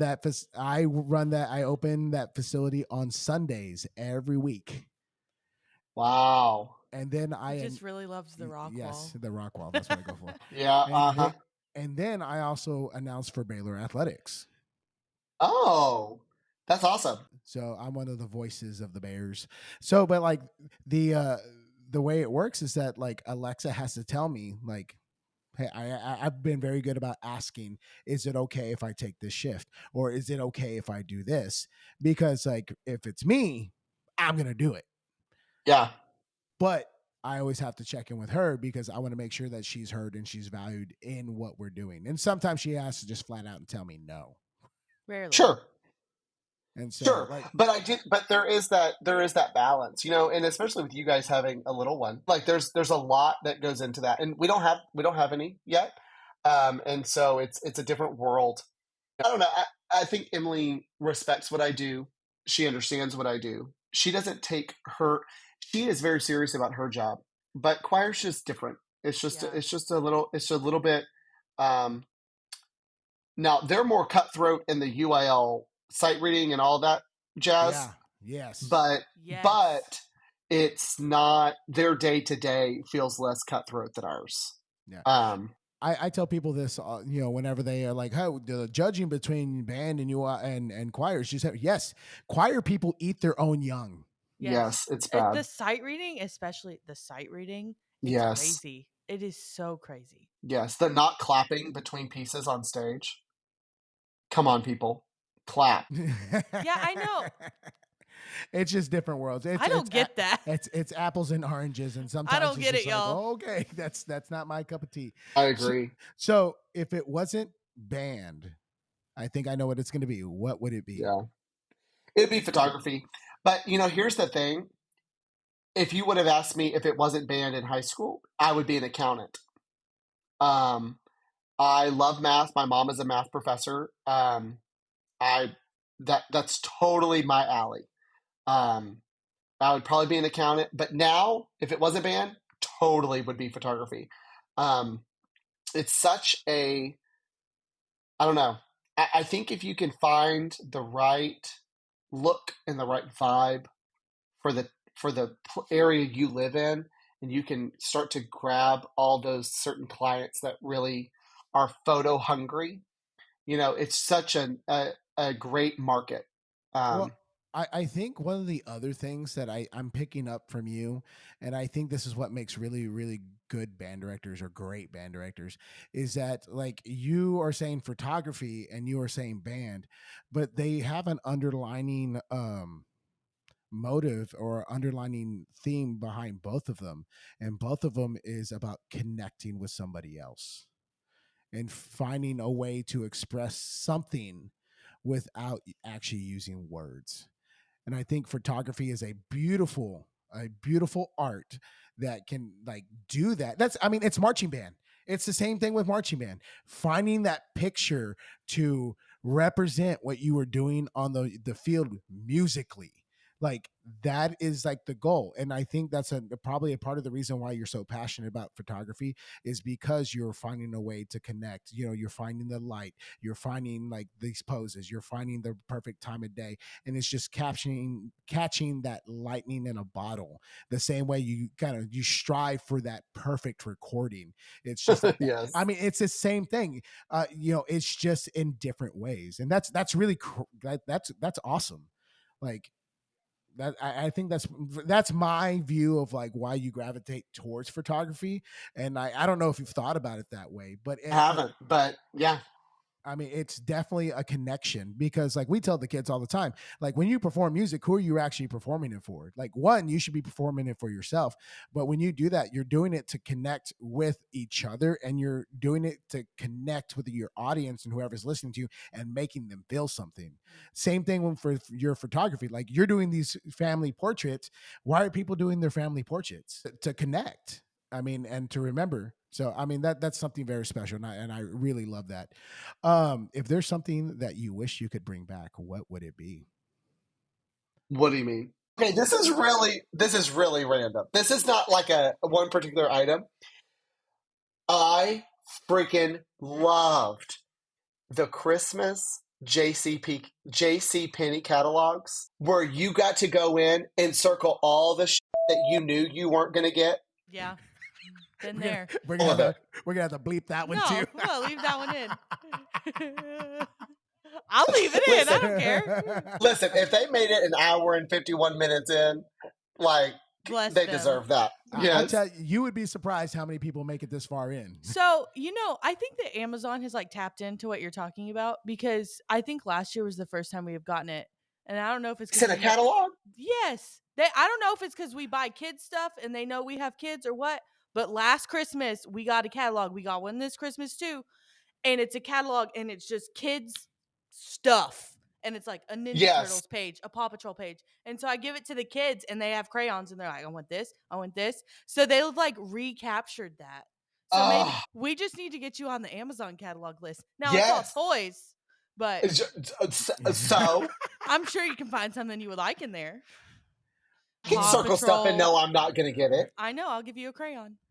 See? No, that brings, I mean, like, I literally remember waiting for that thing to come in, thinking that, because my mom would tell me that, like, she was going to send that to Santa. Yeah.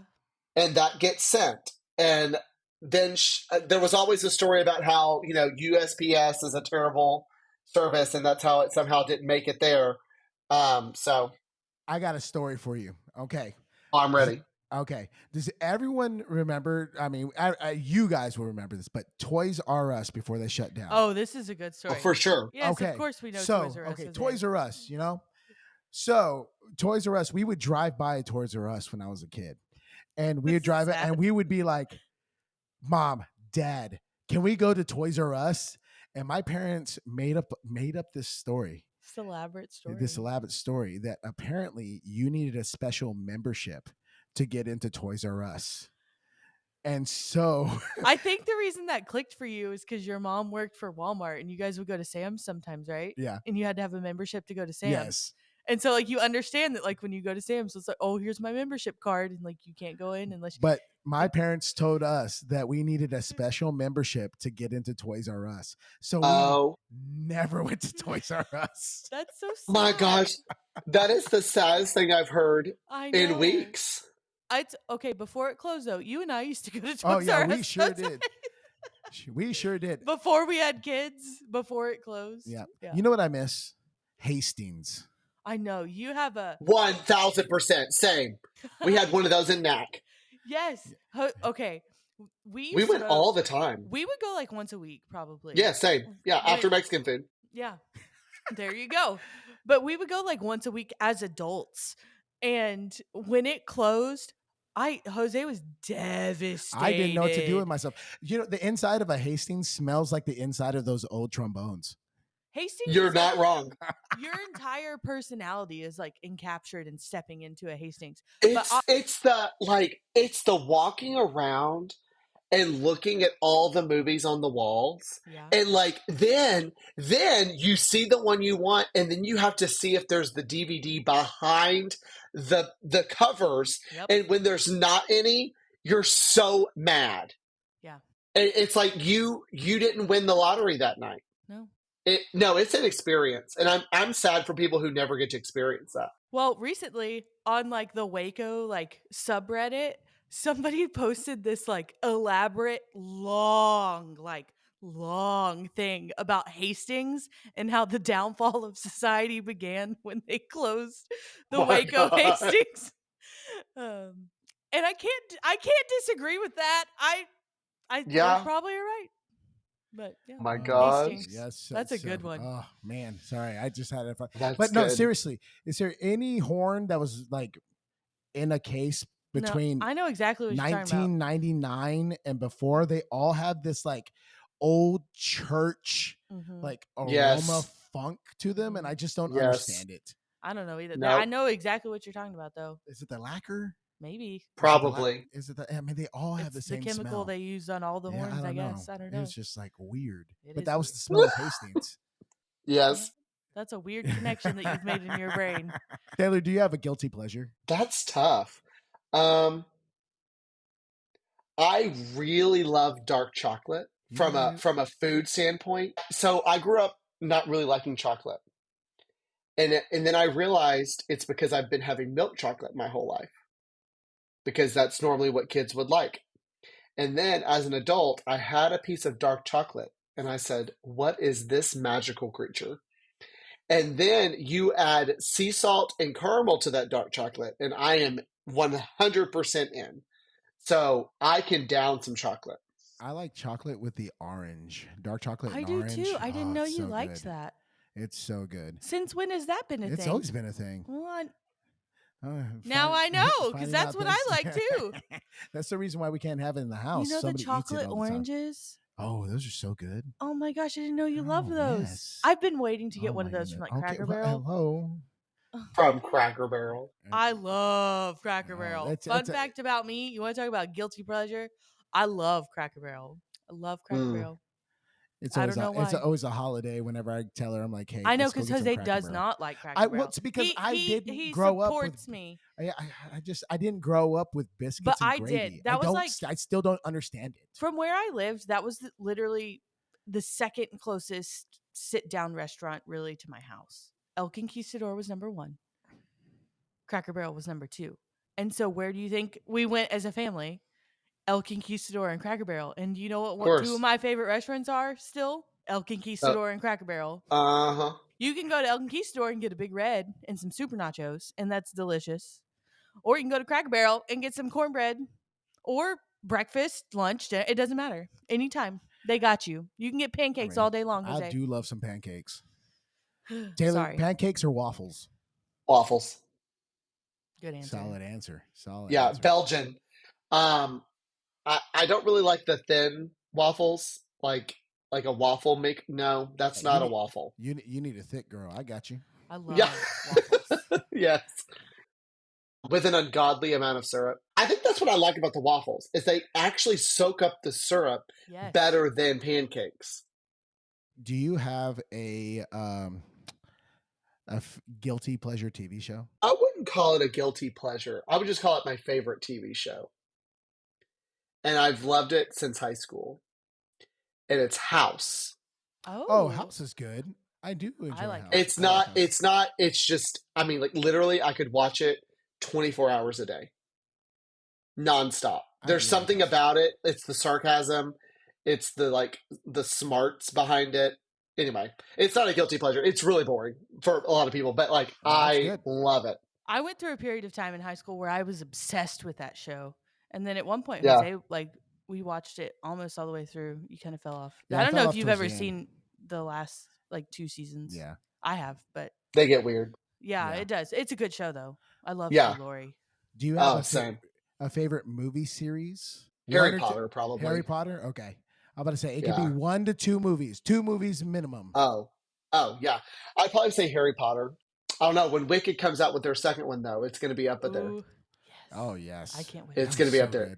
The first one was so good. Maybe we can go to the theaters this time. Yeah. Well, it depends if the third one is behaving. Oh, we can leave him within your Yeah, he'll be like a year old. So yeah. There you go. So good.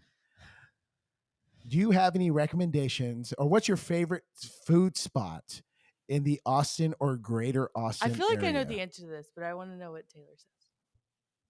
You think you know what I'm going to say? Yes. I could be wrong. Chewy's? Yes!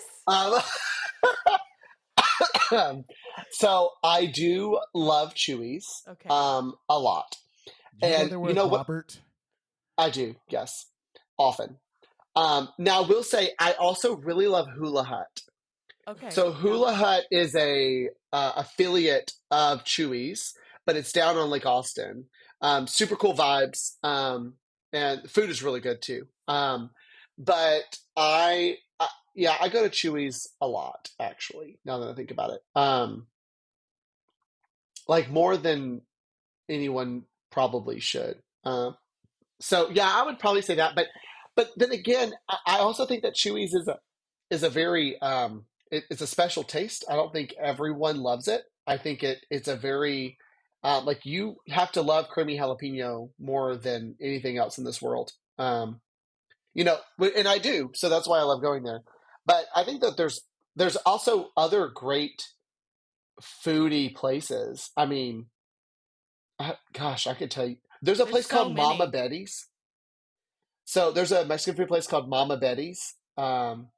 It's so good. If y'all ever come to the Austin, Cedar Park, Round Rock area, Mama Betty's. We should. That's where it's at. Okay, we're gonna make notes of that. Their business is gonna explode with band directors now. My parents don't like Chewies. Not really. Like I think they'll tolerate it. I think you're kind of the same.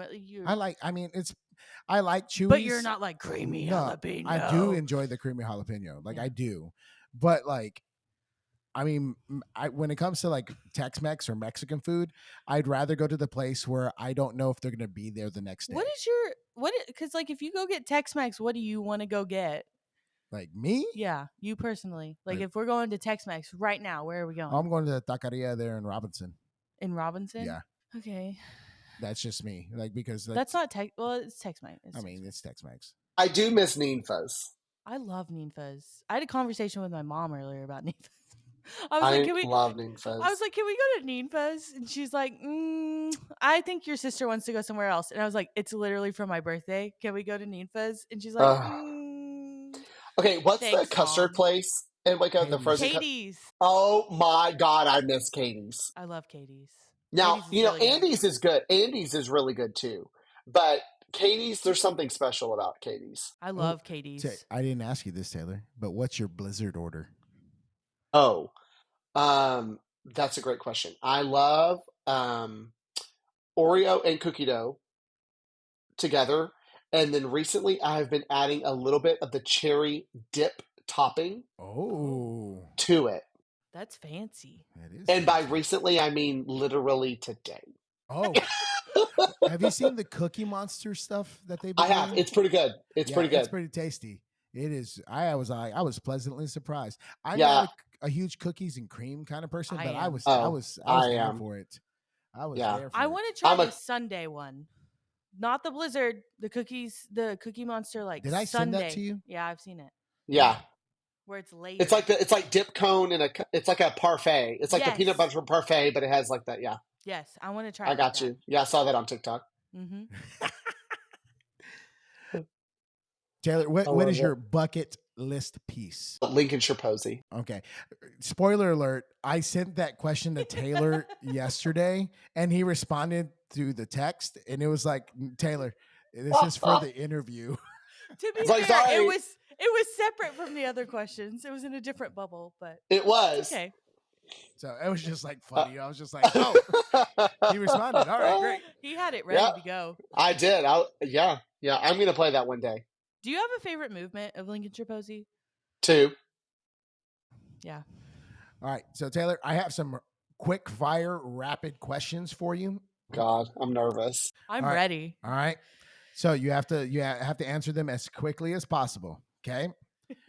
Okay, I'm going to try. All right. Taylor Swift, Miley Cyrus, or Ariana Grande? Taylor Swift. Favorite rom-com? Oh God. I'm going to have to go with Bride Wars. Is pineapple acceptable on pizza? No. Is a hot dog a sandwich? No. Toilet paper over or under? My God, over for all that is holy. Don't you dare put that mess underneath. What psychopath would do that? Ew. It goes. Where does it go? It just gets hidden back there. Don't do. Then you have to search for it every single time. What? Oh my God. I do not understand how people wake up every single day and sit on that toilet and stare at that toilet paper flipped upside down. What is wrong with people? Which Twix do you prefer, the left or the right? The left. Which soda is the king of sodas? Coke Zero. Is a black belt and a brown shoes acceptable? No. What's your Patronus? My what? Your Patronus. Oh, I don't know. I'm going to say it's my dog, Lady. Sousa, King, or Fillmore? East Texas says King, but my normal self says Sousa. All right. Ooh, that stung. I got a bonus question for you. So this is another rapid fire. This is the bonus one though. Who has the best sense of style on the Wiley Middle School staff? Oh, I guess I'm gonna. Oh my God. Okay, I'm gonna say. Sounds like somebody's about to quit. Okay, it's Rachel and Christina both have great sense of style. It's not me. And they have like gotten their colors done and they have outfits that they put together. And that's a big part of our culture. We talk about that a lot too. Like we all have to present ourselves in the way that we want our kids to look up to and to realize how to present themselves. So like we don't allow pajamas in the band hall.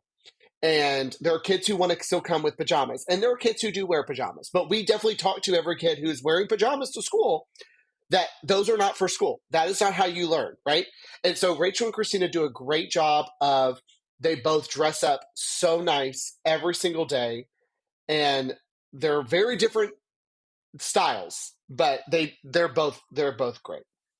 Okay. That's what we call a dodge. That wasn't the question, Taylor. You got to pick one. Okay, well then if I have to pick one, I'm going to go with James, our percussion director.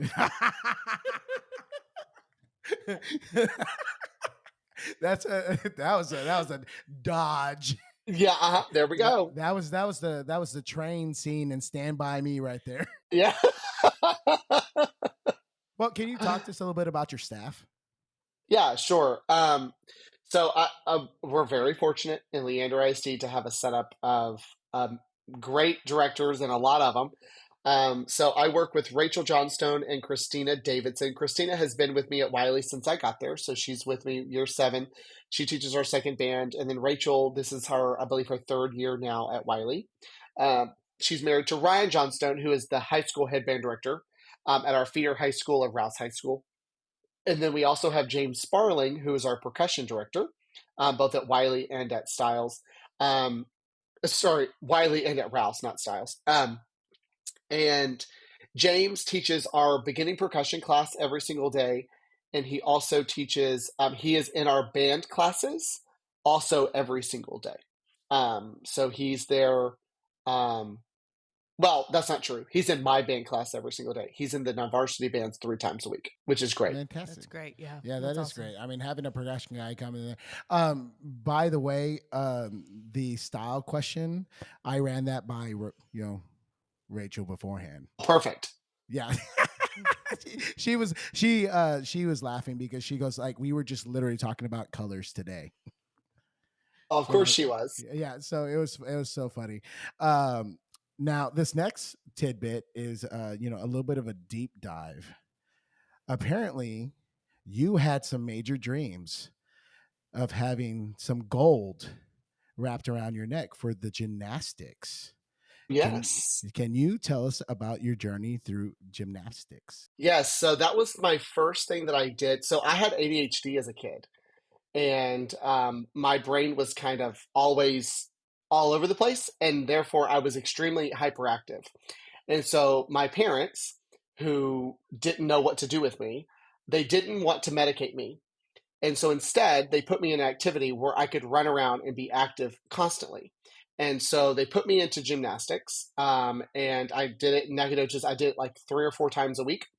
And I did gymnastics a lot, actually. I did it all the way through probably sophomore, junior year of high school. It was kind of my physical activity, if you will.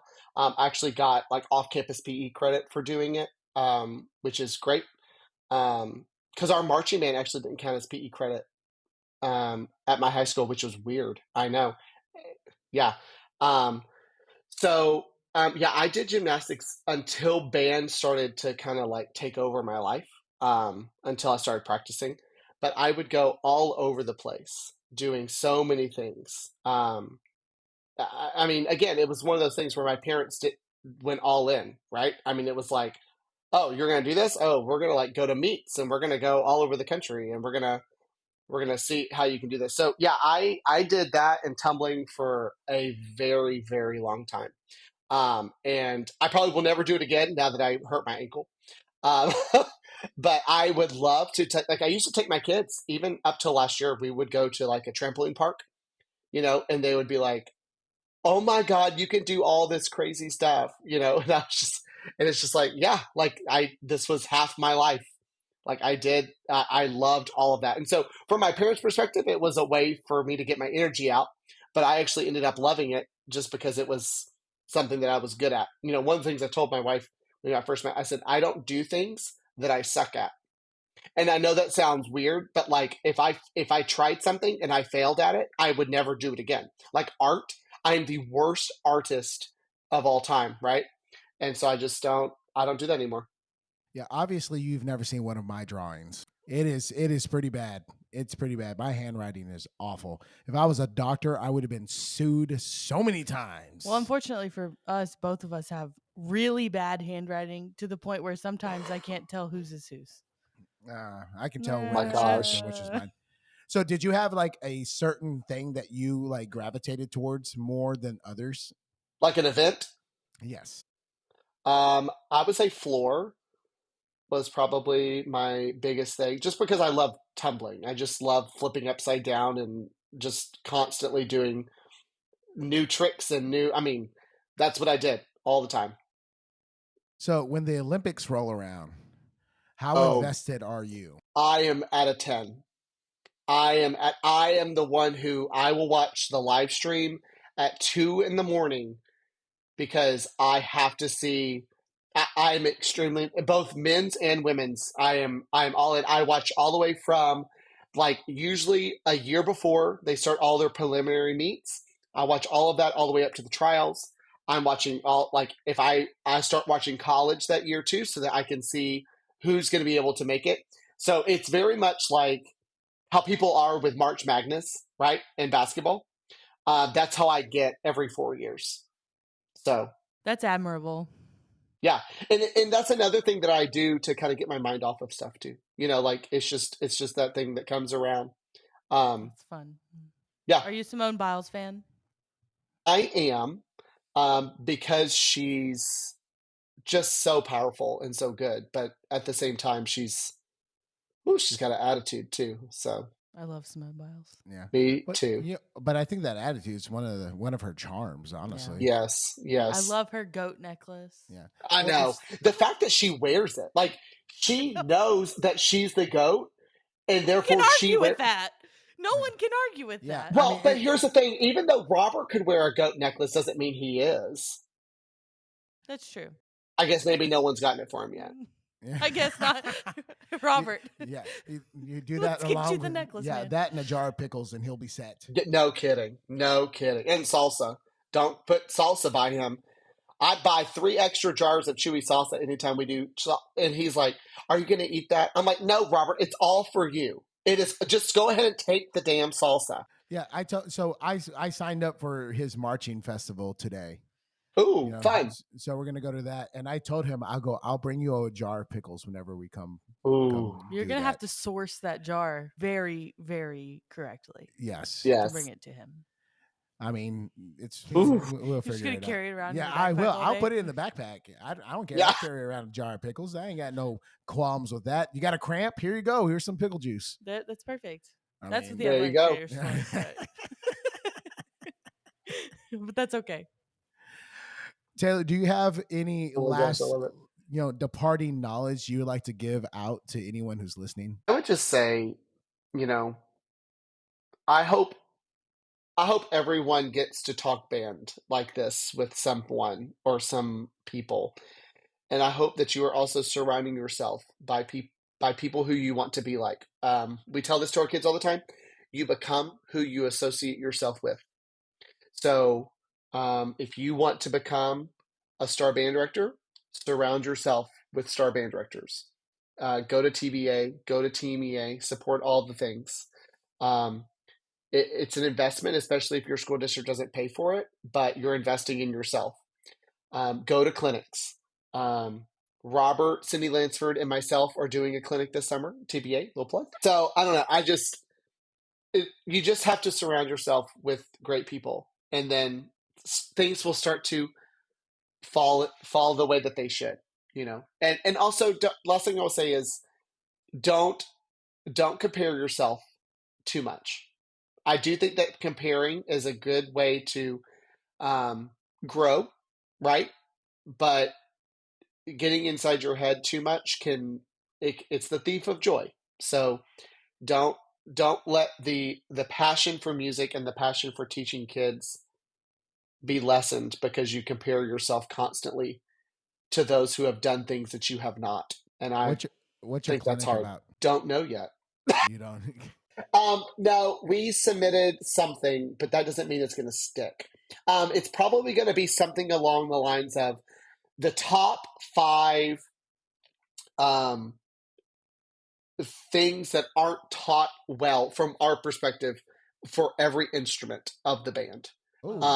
That's like most common mishaps, or top 5 things that we say to our kids whenever we're teaching beginners, or even not just beginners, just as they mature.